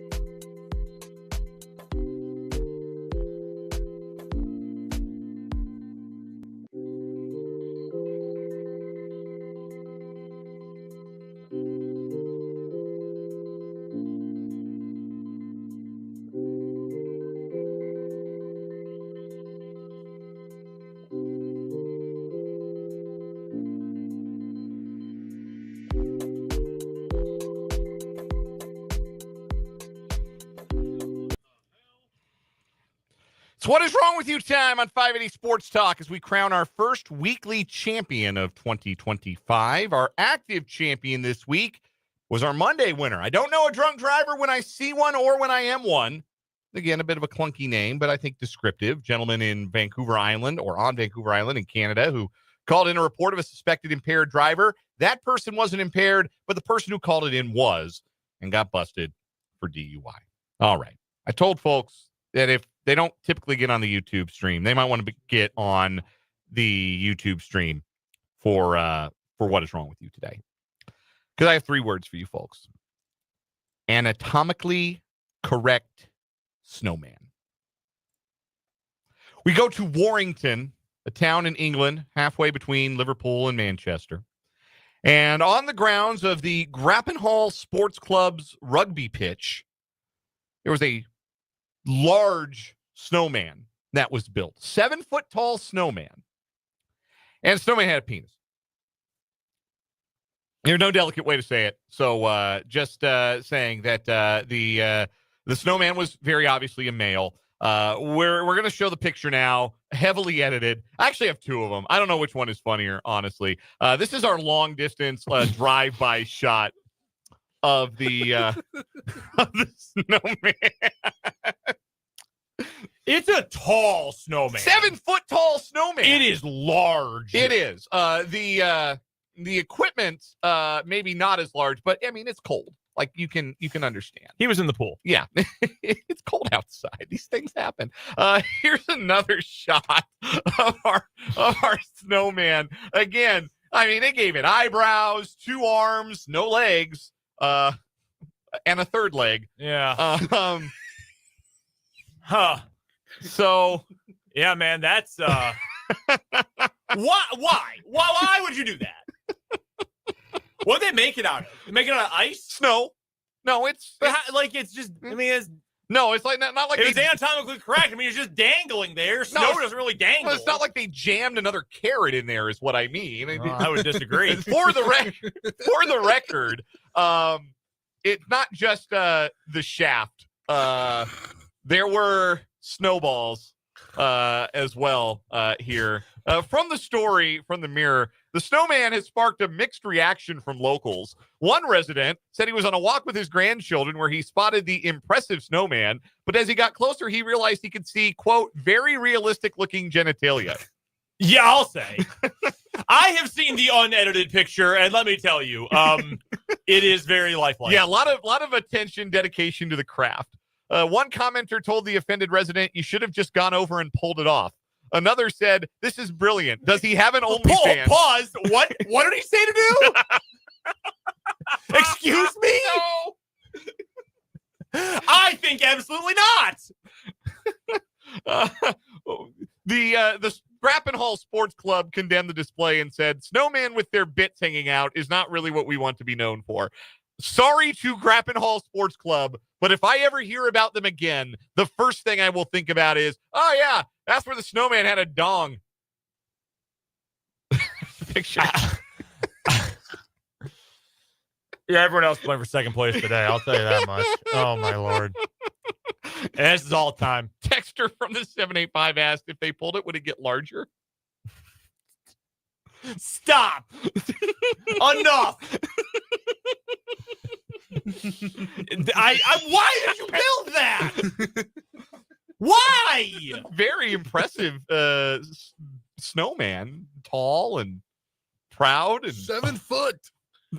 Erect.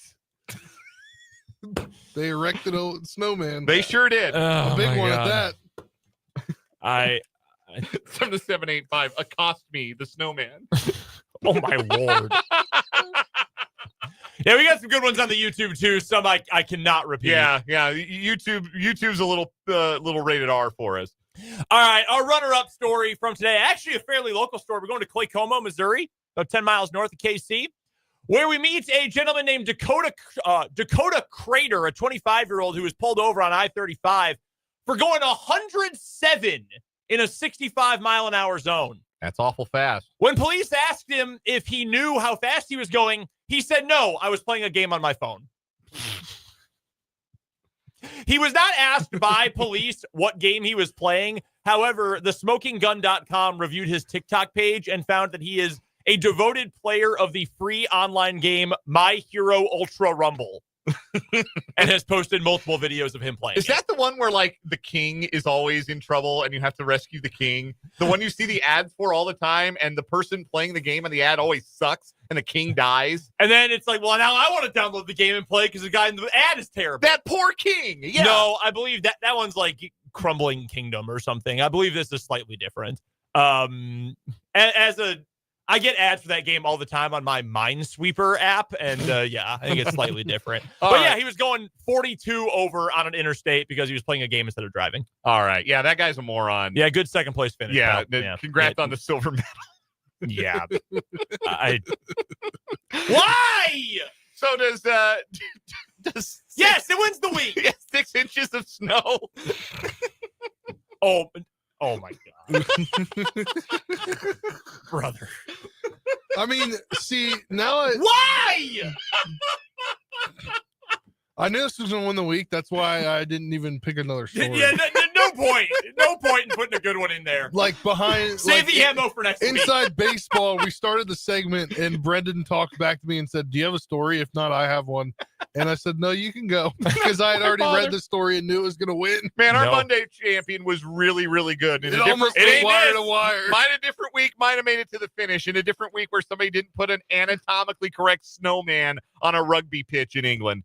Excelsior to you, whoever you are. Snowballs advances as our What Is Wrong With You winner, our first weekly champion of 2025. That's it for me and Brendan today. You're going to hear from me on some high school hoops later on. Spencer's got you the rest of the way after this time out on 580 Sports Talk.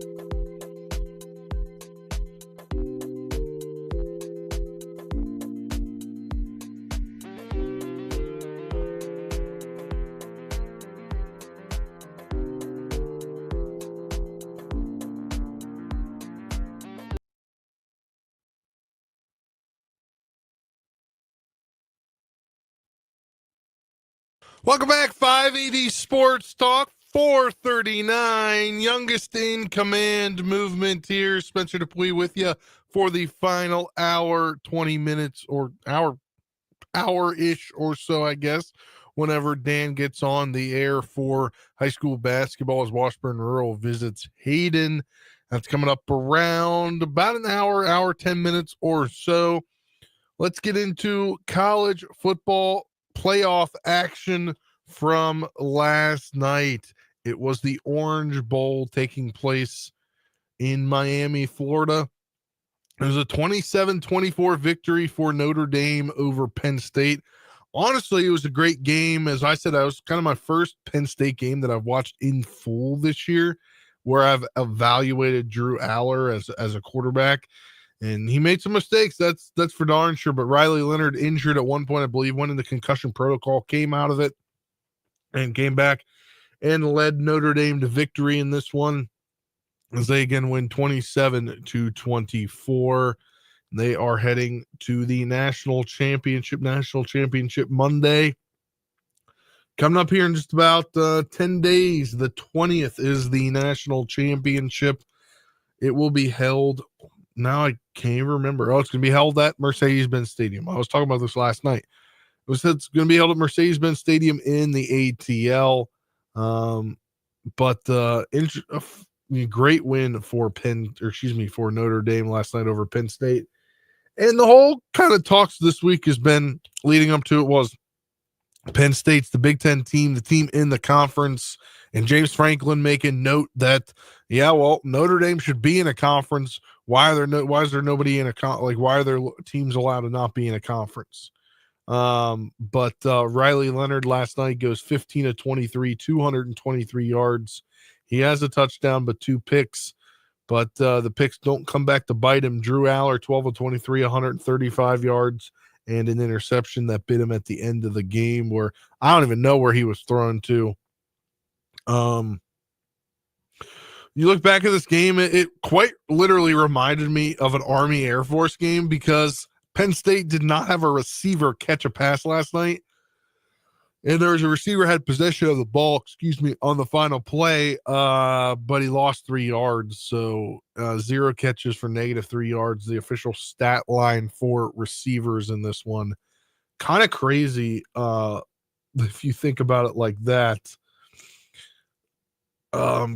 I've never seen a game, unless you're talking about military academies, where a receiver did not catch at least 1 pass.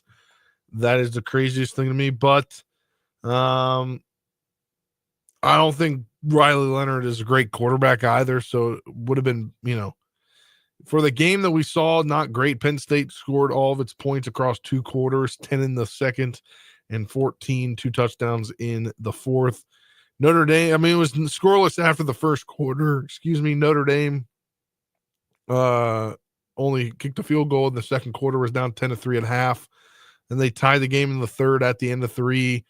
And then they scored 17 points in the final quarter, and they deserved to win that game. Nobody really stands out on the stat sheet, I guess.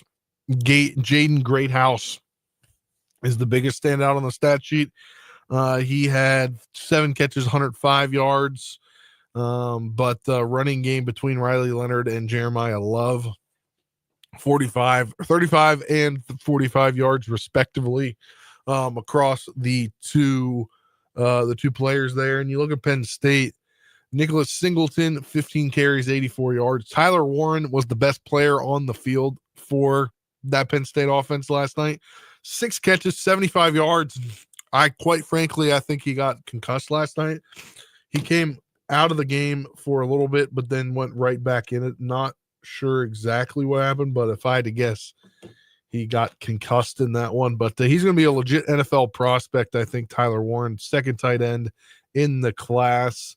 When you look on the defensive side of things, not a lot of sacks in this game for Notre Dame. Penn State's defense stacked up the sacks.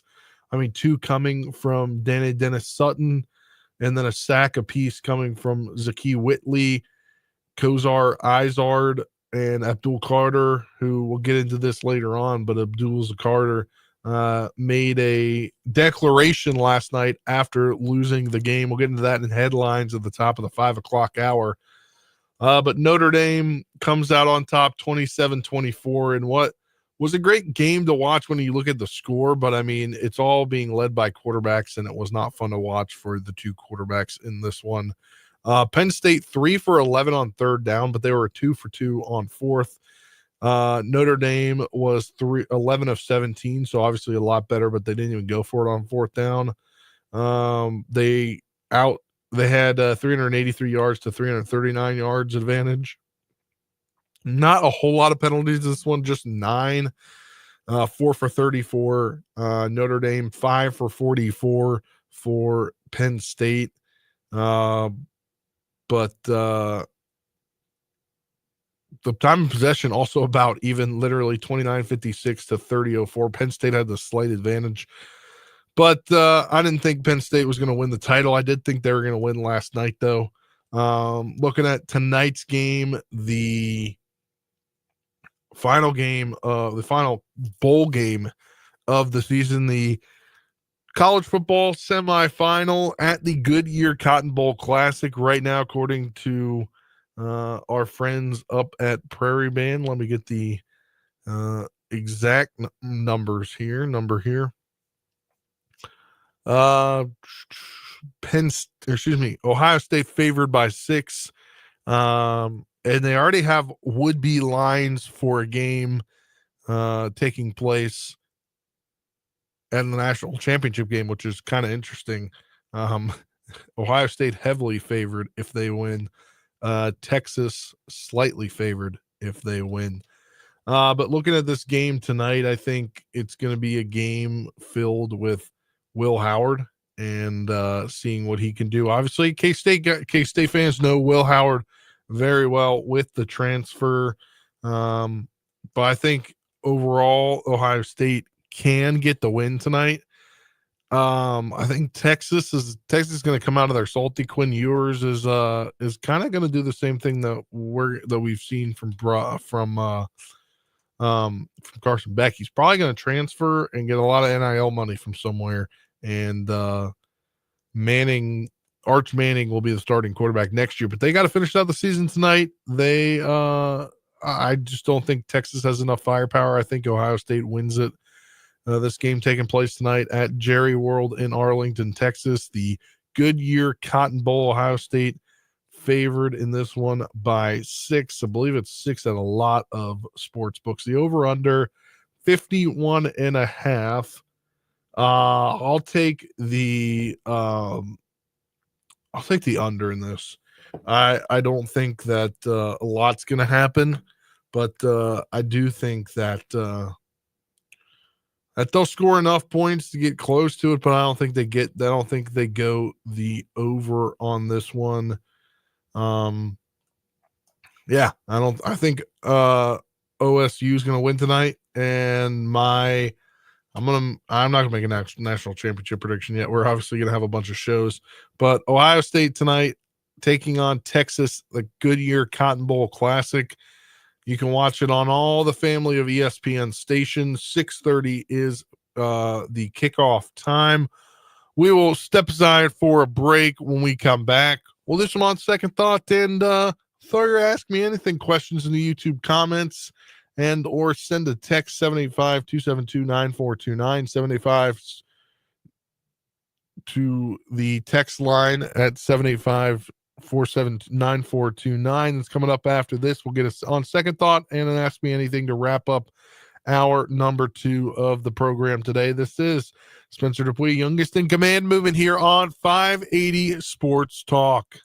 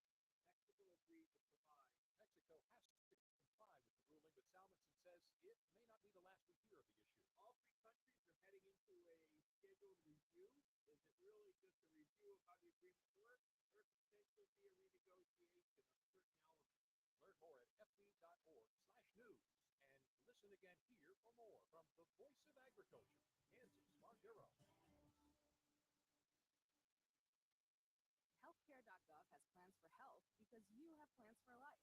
All plans cover doctor visits and emergency care to keep you and your family running strong. All plans cover hospital stays and prescriptions so you can have peace of mind. Visit healthcare.gov to explore health plans from the brands you know. 4 out of 5 customers can find a health plan for $10 or less per month with financial help. Healthcare.gov is here for you. Final deadline to enroll is January 15th. Paid for by the U.S. Department of Health.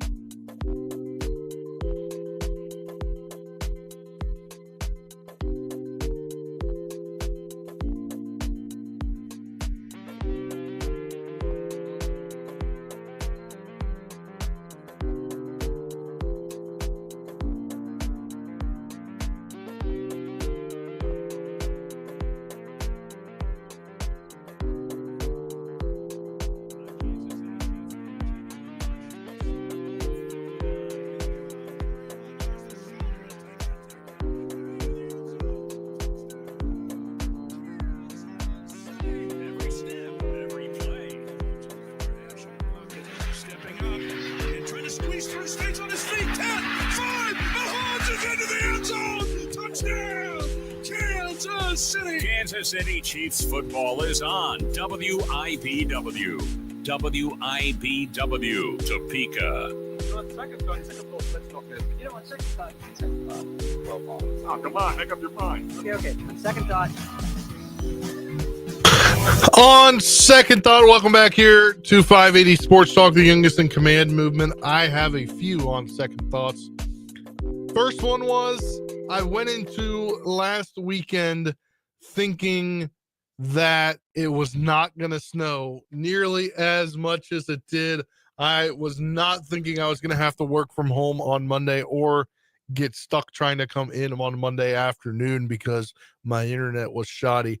Did not think that whatsoever. I thought it was going to be just like maybe 4 to 7 inches, but not nearly 15 plus. I was not thinking that. And the ice compounding with that did not help at all. Also, I really thought the Royals were going to surprise everyone and make a splash signing. I mean, they haven't done it yet, but they could. I thought they're going to make something. I mean, they still got, I believe, like $6 to $12 million if they're spending based on how they have the last couple of years on their payroll, that they can do something. But I really thought that as well. Also, I didn't think the Commanders would be in the playoffs, quite frankly. I thought they were an 8 to How about 7 to 9, maybe 10 win team? 10 would have been pushing it this year. So happy they're in the playoffs. So happy they're on the primetime game Sunday night. And we'll be talking about it Monday. Obviously, the first round of the playoffs. We'll recap it at least in general, and then we'll see what is going on with the Chiefs opponent. And then let's get to some Ask Me Anythings here. My favorite TV show right now, it's got to be Landman on Paramount Plus. I am like obsessed. It comes out every Sunday.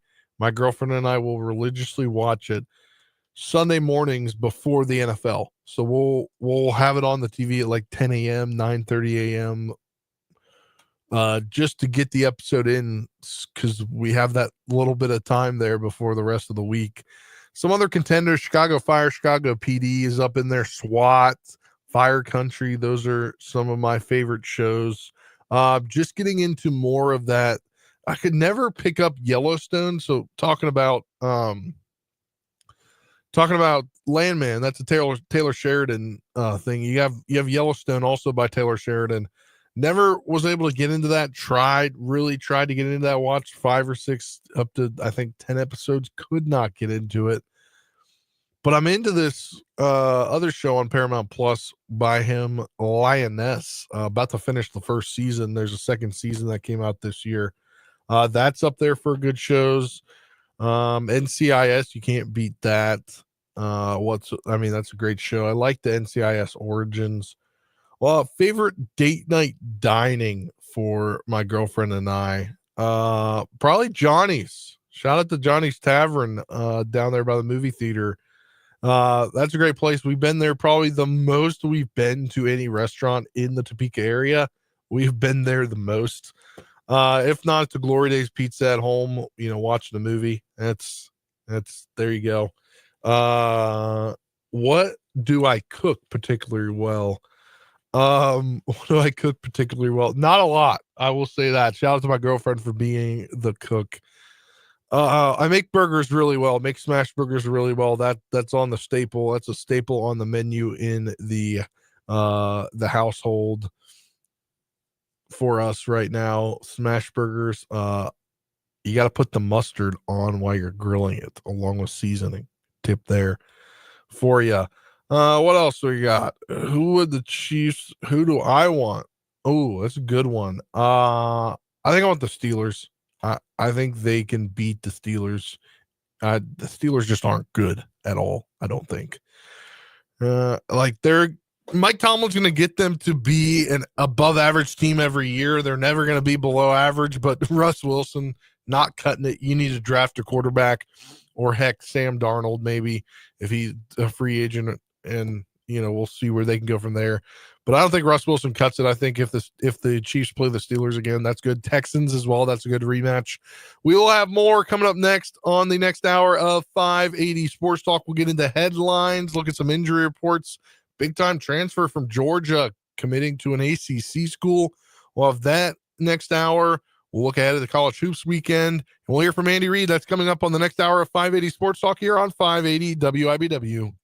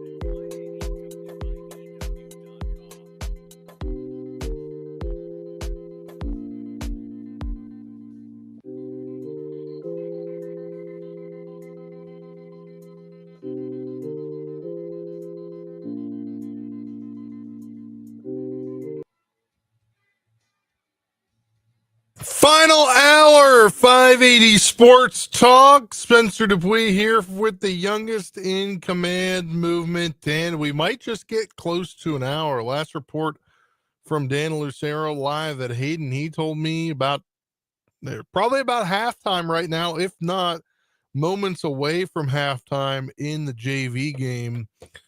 So that could mean a longer hour, might pivot some things here, and due to the longer hour, I think we're going to be able to hear all of Andy Reid's Zoom presser from today. Initially, I was just going to play 10 clips, but looks like we're going to do probably the whole presser here in the second segment, and we're going to college hoops weekend. We'll go through the wild card round, and I will give you my picks. Also, maybe some more Ask Me Anything later if you guys are down for it in the YouTube comments or via the text lines. I got some more to get to later on in the text line, at least at 785-272-9429. If you have a question, Ask Me Anything question for later in the hour. But we'll start this hour with headlines. We'll get into Andy Reid's press conference. Then we'll look at the college basketball weekend ahead for both men and women across the board here. And we will also, again, as I told you, I'll give you my picks for the NFL wild card round because while I made picks on the program, I only gave you two, but really only one because I jumped on the program for the last one for our wild card picks segment. So we'll get into that. We'll have 580 Sports Talk headlines coming up in just a moment here, and let's get them started. We'll get them started with some good Chiefs news for you. So all pro teams were announced today, the Associated Press all pros. And that's basically that's better than getting a Pro Bowl nod because this is the voters the AP voters saying this is who are the best of the best, not necessarily the fan vote, which is a lot of the Pro Bowl voting. Although there is a lot of crossover in who makes the Pro Bowl initially versus all pro teams. Let's look at some Chiefs here. Left guard Joe Thuney and Creed Humphreys on the first team. And also on the first team, defensive tackle Cameron Hayward. Or excuse me, not Cameron Hayward. He's on the Steelers. Chris Jones, defensive tackle in there as well. That highlights a pretty darn good first team offense. Lamar Jackson, the quarterback, Saquon Barkley, the running back, Patrick Rashad, the running back or the fullback from the Ravens, Brock Bowers, the Raiders tight end. The rookie is a first team all-pro. Brock Bowers could be the next version of Travis Kelce. Not necessarily doing all the accolades and winning the Super Bowls, I guess I should say, but basically not winning the Super Bowls, but being Travis Kelce in the game aspects could be as well. So he's on there. Wide receivers for the first team: Jamar Chase, Justin Jefferson, Amon-Ra St. Brown. And the offensive line, left tackle to right tackle, Tristan Wirfs. And then Joe Thuney and Creed Humphrey at left guard and center. Quinn Moranis at right guard. Penei Sewell at right tackle. The first team defense, the edge rushers, Myles Garrett, Trey Hendrickson, Browns, and Bengals, respectively. Then you get another AFC North team on there, Cameron Hayward for the Steelers. And then, as I mentioned, Chris Jones, the linebacker core, Zach Bond, Fred Warner, Roquan Smith, the two regular corners, Patrick Surtain, the second, Derek Stingley Jr., in the slot corner, Marlon Humphreys, safeties, Kirby Joseph and Xavier McKinney. First team special teams, kicker Chris Boswell, punter Jack Fox, kick returner Cavante Turpin, punt returner Marcus Mims Jr., special teamer Brendan Schooler, and long snapper Andrew De La Pola. And some Chiefs names a chief on the second team as well. That is Trent McDuffie at corner, but the full AP second team All-Pro. Cornerback Josh Allen makes the second team All-Pro list. Running back Derrick Henry, fullback Kyle Juszczyk, tight end George Kittle, wide receiver Terry McLaurin, wide receiver CeeDee Lamb, and A.J. Brown. So the NFC East sweeps the receiver category. Jordan Mailata at left tackle, Quentin Nelson at left guard, Frank Ragnow at center, Chris Lindstrom at right guard, Lane Johnson at right tackle. The second team defense, which includes 3 people at edge rusher, TJ Watt, Nick Bonetta, and Andrew Van Ginkel. The defensive tackle, Zach Allen, Jalen Carter. Linebacker, the Commanders sweep the linebackers for the second team, Frankie Louvu, Bobby Wagner, or don't sweep, they get 2 out of the 3. Zaire Franklin, the other linebacker. Trent McDuffie, corner Christian Gonzalez, and the slot corner Derwin James. The safeties are Kyle Hamilton and Budda Baker.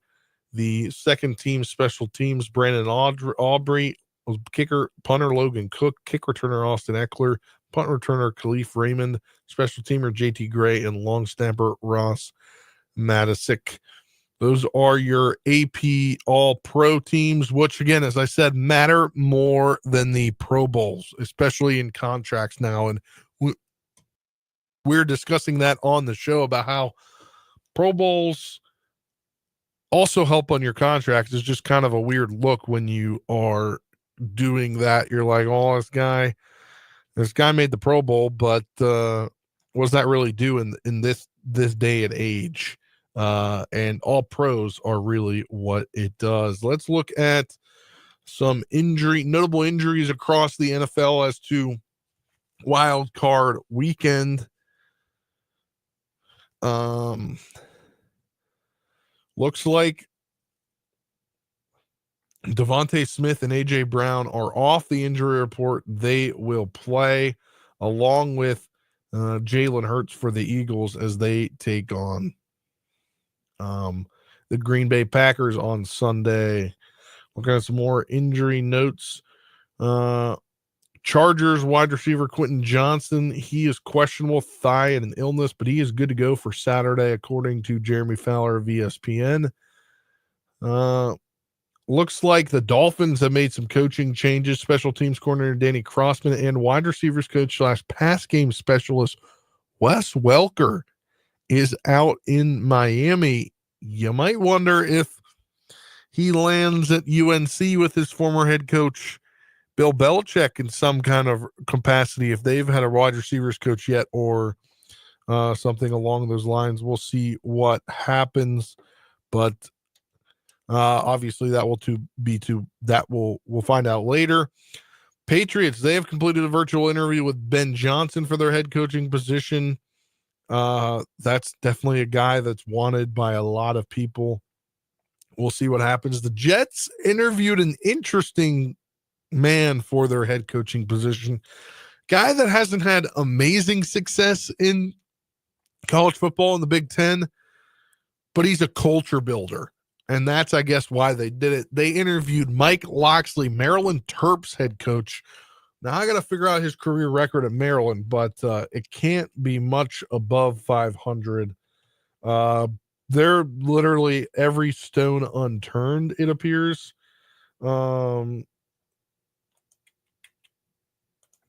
Let's see what his career record is so far at Maryland, because he was a New Mexico head coach in from 2009 to 2011, but besides that, he's an interim head coach at Maryland in 2015. But he's never been. It's really all he's ever been. Let's get a look here. He is 33-41 at Maryland, including this year where they were 4-8 and 1-8 in the conference. 8-5 in 22, 23, 7-6 in 21. So 8-5, those 2 seasons are his best seasons of his career. He is 35-67 overall as head coach. Not great. He was 2-26 at New Mexico. Not too sure why they're interviewing a college head coach that doesn't appear to be wanting to get out. I I am not sure at all. Let's get into some other NFL news here. We have Deshaun Watson. He has torn his Achilles again. And the status for 2025 is uncertain. Let me read the exact statement from the Browns, because we had heard there was potentially a setback, but did not think it meant tearing the Achilles. So they put out an update on Deshaun Watson. Deshaun Watson medical update yesterday. Deshaun underwent a second surgery to repair his right Achilles tendon rupture. Watson initially tore his Achilles during the Browns' Week 7 game against the Bengals on October 20th. His first surgery was performed on October 25th. Earlier this week, when he reported to Cross Country Mortgage Campus for his exit physical as part of the Browns' season-ending process, he complained of discomfort after rolling his ankle in Miami. MRI results demonstrated a re-rupture to his Achilles tendon. Dr. Bob Anderson, a foot and ankle specialist in Charlotte, North Carolina, performed both surgeries. Watson's recovery time and return to play status is uncertain, and he will likely miss significant time during the 2025 season. I thought it was interesting that he was away from the team as much as he was while he was injured. Like I got not away from the team. High profile on social media while he was away from the team. So that really kind of threw me through a tussle. Like, this guy's already not well liked. The whole fan base in Cleveland wants him to leave, wants it the biggest mistake ever. And yet he's out hanging out in Miami and he rolls his ankle while he's hanging out. Like, there's too much high profile stuff happening. If you're trying to come back from an injury, you do that and you hang out by yourself. I don't think you should be doing as much as it appeared he was doing based upon his social media, his girlfriend's social media platforms. Let's get into another NFL headline. We talked about this earlier. The Vikings-Rams game has been moved to Glendale, Arizona. Obviously, the devastating fires in the LA area. Again, thoughts and prayers out to everybody that is dealing with that. But the pretty cool thing happened. According to Adam Schefter, the Cardinals are sending two of the team's 777 planes to Los Angeles right now to pick up the Rams team, its staff, their families, 6 dogs and 2 cats.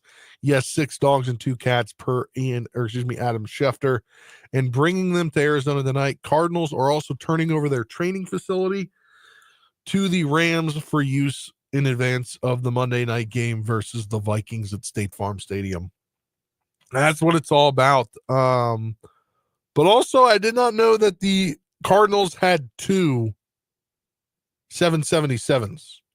I knew they had one because I knew the Patriots had one, but I did not know they had multiple.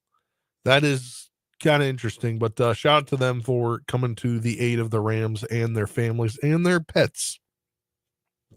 Because losing a pet's definitely hard, and you never want to have to leave one behind. And more NFL news coming out today. They did announce who is going to have games next year in England, and it appears Roger Goodell hates England because while he's sending their basically home team in the Jaguars back, he's also sending the Jets and the Browns. I feel bad for England that wants to become NFL fans because guess what? You can't really become an NFL fan when all these teams that are playing are trash or have been trash. Also to note about the fires in LA, Lakers coach JJ Redick his rented home in the Pacific Palisades is one of thousands of structures that were lost. The latest there is the Lakers want to play and they want to give people hope. Lakers head coach fought back tears today, grieving not only the loss of his home, but that was reduced to rubble, but the more than 20,000 acres, his entire community that was wiped out. His wife Chelsea, their two sons, Knox and Kai, were one of the thousands families evacuated from their home Tuesday. The team's flight back home Tuesday afternoon in anticipation of the fires that began to ravage LA, while Reddick was on the road with the Lakers preparing for their game against the Mavericks. The team's flight back home after the loss to Dallas around 2 a.m. and the Lakers coach met his family at the hotel where they were relocated after he slept a little bit. He was quoted as saying, "I was not prepared for what I saw. It's complete devastation and destruction. I had to go kind of a different way to the house, but I went through most of the Palisades village and it's all gone. And I don't think you can even prepare yourself for something like that. That's our home. Our home is gone." The Lakers game against the Hornets scheduled for yesterday was postponed, and it's going to be rescheduled at a later date. But he wants to play. He wants to bring hope back to the community once they can safely do so. So shout out to JJ Redick trying to get things back on track there in LA. Let's get to a couple more headlines coming out of college football. Abdul Carter, he declares for the NFL draft after the loss to Notre Dame. And Carson Beck has announced he will transfer to Miami. So going from the SEC to the ACC after he declared for the draft last month and then it appeared he didn't get a lot of good news back. So he entered the portal with a no contact tag, AKA there was some tampering involved most likely. And he's now going to Miami. Probably the big NIL deal is he will come after Cam Ward and replace him. Big move for Carson Beck to use his final year of eligibility at Miami.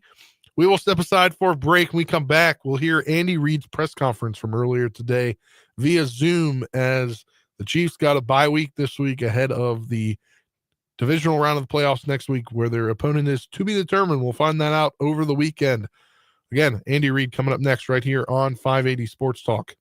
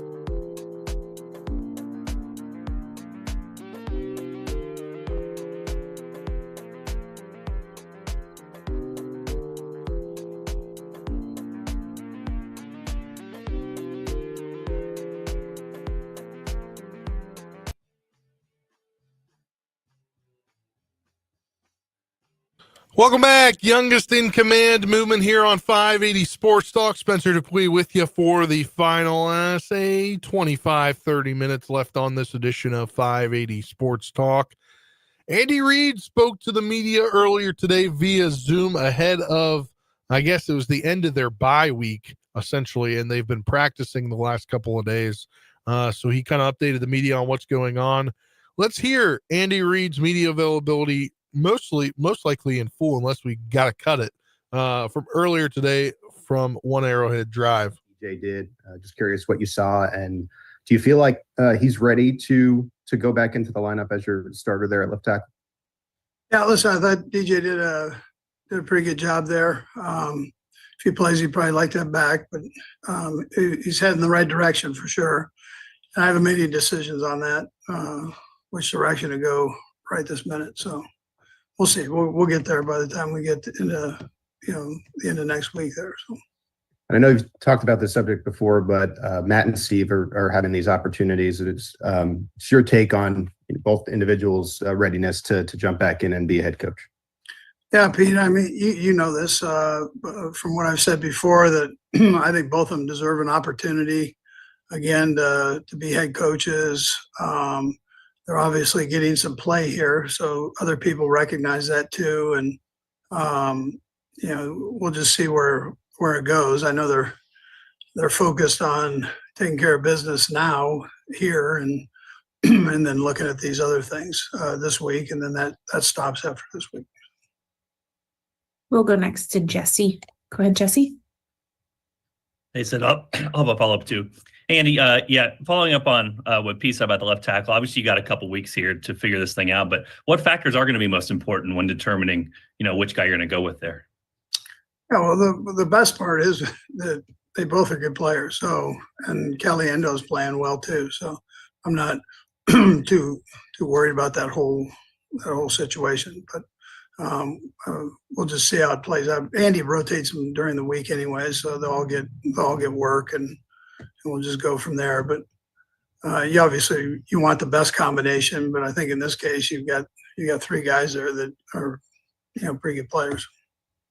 And Harrison Butker's been such a huge part of your guys' postseason success. With him coming off the injury, I just wonder where you feel like you guys are at with him heading into the playoffs. Yeah, sure. No, he's working through that, and he'll be fine. He's a hard worker. That's what he does, and he's a perfectionist on everything. And so he'll just keep cranking, and I think he's getting better. Excuse me. I think he's getting better every day as he goes through this. We'll go next to Todd. Go ahead, Todd. Coach, I've got a couple things not particularly related to the game coming up. First off, you're from Los Angeles out there. Any effect with these fires, friends and family, or anything that is hitting close to home for you with where those are happening? Yeah, I've got a couple friends that had some problems out there, but our hearts go out to all those people. Prayers are with them, and hopefully they get these things contained. They're all in different areas of the city, but those ones along the coast there, those are rough ones. So we pray for everybody's safety, number one. And this one is like kind of a big question, I guess, about just overall things. But you spent a lot of time in Green Bay early, and the legacy of those teams back in the 60s and how that kind of, naming streets after people and all that. I know you guys just played Pittsburgh. You probably look up in the stands and see Terry Bradshaw jerseys and all that. You guys are kind of making that legacy here. I know you don't think about these things all the time, but what do you think maybe 20 years down the road people will think about this run you guys are having here in Kansas City and how much things like this mean in towns like this? Yeah, listen, there's no place better to do it than right here in Kansas City. But when you're in the middle of it, you really don't think about it. You're thinking about the next game. That's just how this business is. When you look in the rearview mirror, then you normally get your tail kicked. So you got to be careful of that. And but we're just trying to keep pushing forward. But at the same time, we know we've got great fans. I don't ever want to slight that part. Arrowhead's an unbelievable place to play. with the support of GH as part of this thing too. So, but we, the thing I enjoy the most and about the present is, for however great this thing is, these guys are so humble and they work so hard, and I appreciate that part from a coach's standpoint. We'll go next to Sam. Go ahead, Sam. Hey, Andy. Just wondered if you could give us an outline of what, with the week off, what this weekend looks like for you guys, and then also, there's obviously 4 different possible opponents that you guys could play next week. How do you sort of prepare for the possibility of 4 different teams? Yeah, Sam. So we actually have played, which is crazy, but we've played all the teams that are in the playoffs. And Yeah. so you got to go back, though. You can't be content with that. So the 4 teams that we have a chance to potentially play in a couple of weeks here, we've tried to hammer those out, and we're going to continue to do that until we find out what the results are, probably Sunday night, somewhere in that area. So, or at least late afternoon, I'd imagine. But so we'll figure it out and see where it goes. But we're going to try to be ready for all of them while we have this time, and we try to use it smart as a coaching staff. At the same time, we want to make sure our players are fresh but still stay sharp. So they work today in pads, and they'll go tomorrow, and then Sunday, whether it's a Saturday game or a Sunday game, they'll have Sunday off.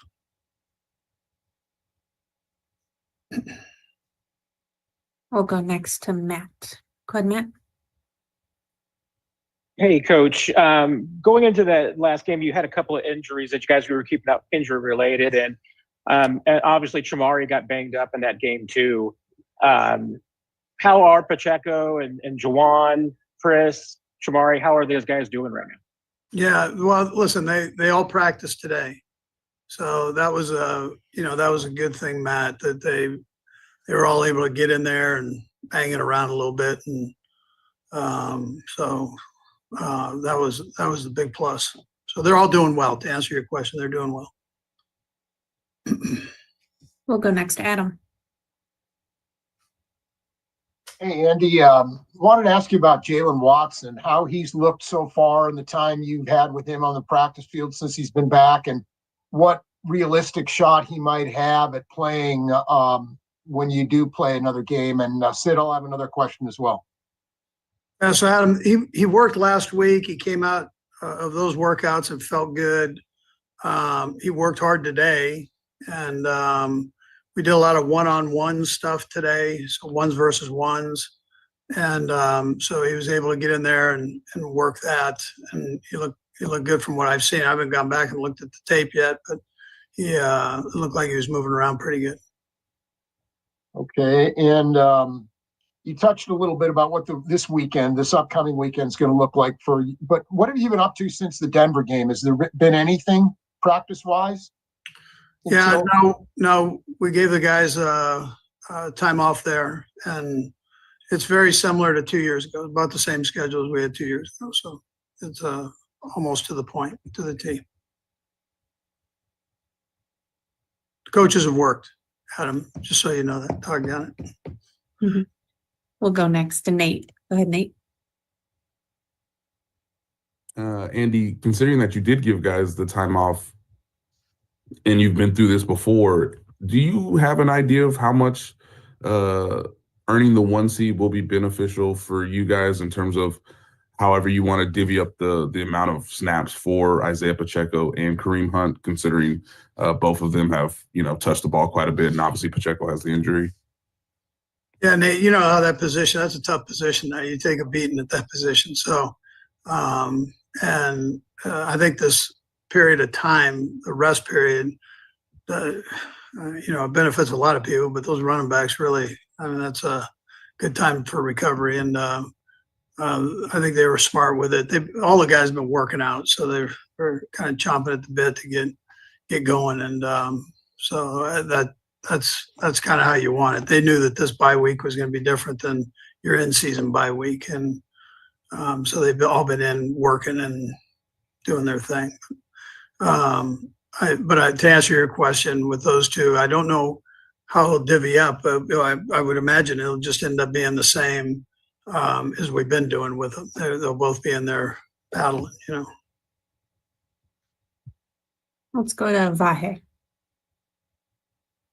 Hey, Andy. I know you're focused obviously on what's directly in front of you, but I guess the players, everybody's aware of what the ultimate goal would be. Do you find any direct value in saying out loud what the historic possibilities are here? Is that something that it's worth reinforcing? Yeah, no, I don't think it is, Vahe. I mean, it's the important thing is that you stay focused on the team at hand, that you're gonna have an opportunity to play. It's for the coaches. It's important that we know all these teams and then being able to put together a game plan where the players can execute it fast. And you start getting caught up in the what ifs and all that, you get into trouble. You just got to take the next one and let's go and play our best and do the best you can do, and then let the chips fall where they may. That was Andy Reid from earlier today via Zoom at One Arrowhead Drive. Unfortunately, we got to get out of this now. When we come back, we'll take a look at the college hoops weekend ahead. That's coming up next on 580 Sports Talk.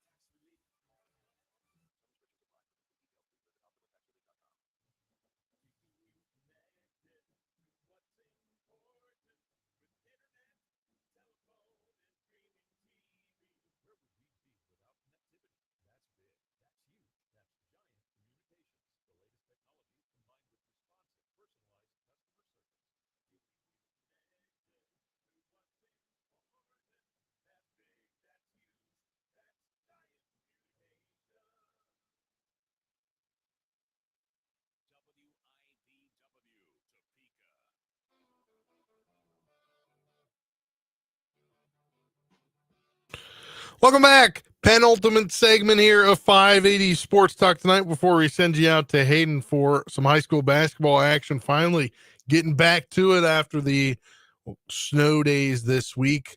Let's take a look. College hoops weekend. KU is at Cincinnati Saturday, 1 p.m. Cincinnati's favored by 1.5 in this one. They're in desperate need of the win. KU, will we see what we've seen from the last two games? Well, that'll be a lot to wait and see.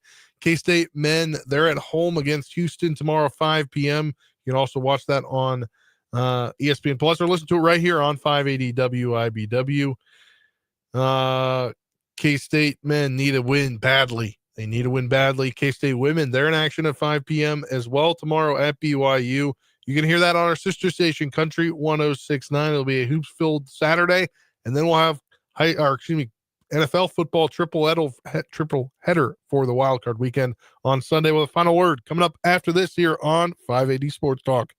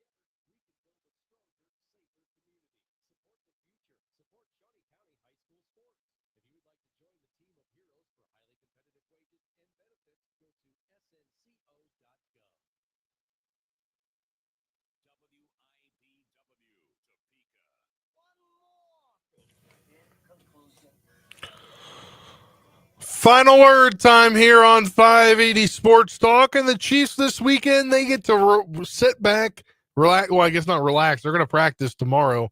They get to watch all the AFC games in action and see who they're going to play. They kind of know where it's going to go. Obviously, probably going to play next Saturday, most likely. But they get a week to see their competition, and that's something they didn't do last year. And I believe Patrick Mahomes and his wife are going to welcome in another kid this weekend. So congratulations to them. This has been 580 Sports Talk for Brendan Dorzinski, Dan Lucero, who you'll hear from in a minute. I am Spencer Dupuis. We'll send things out to Hayden High School for high school basketball action for the 580 Preps Game of the Week coming up next year on 580 WIBW.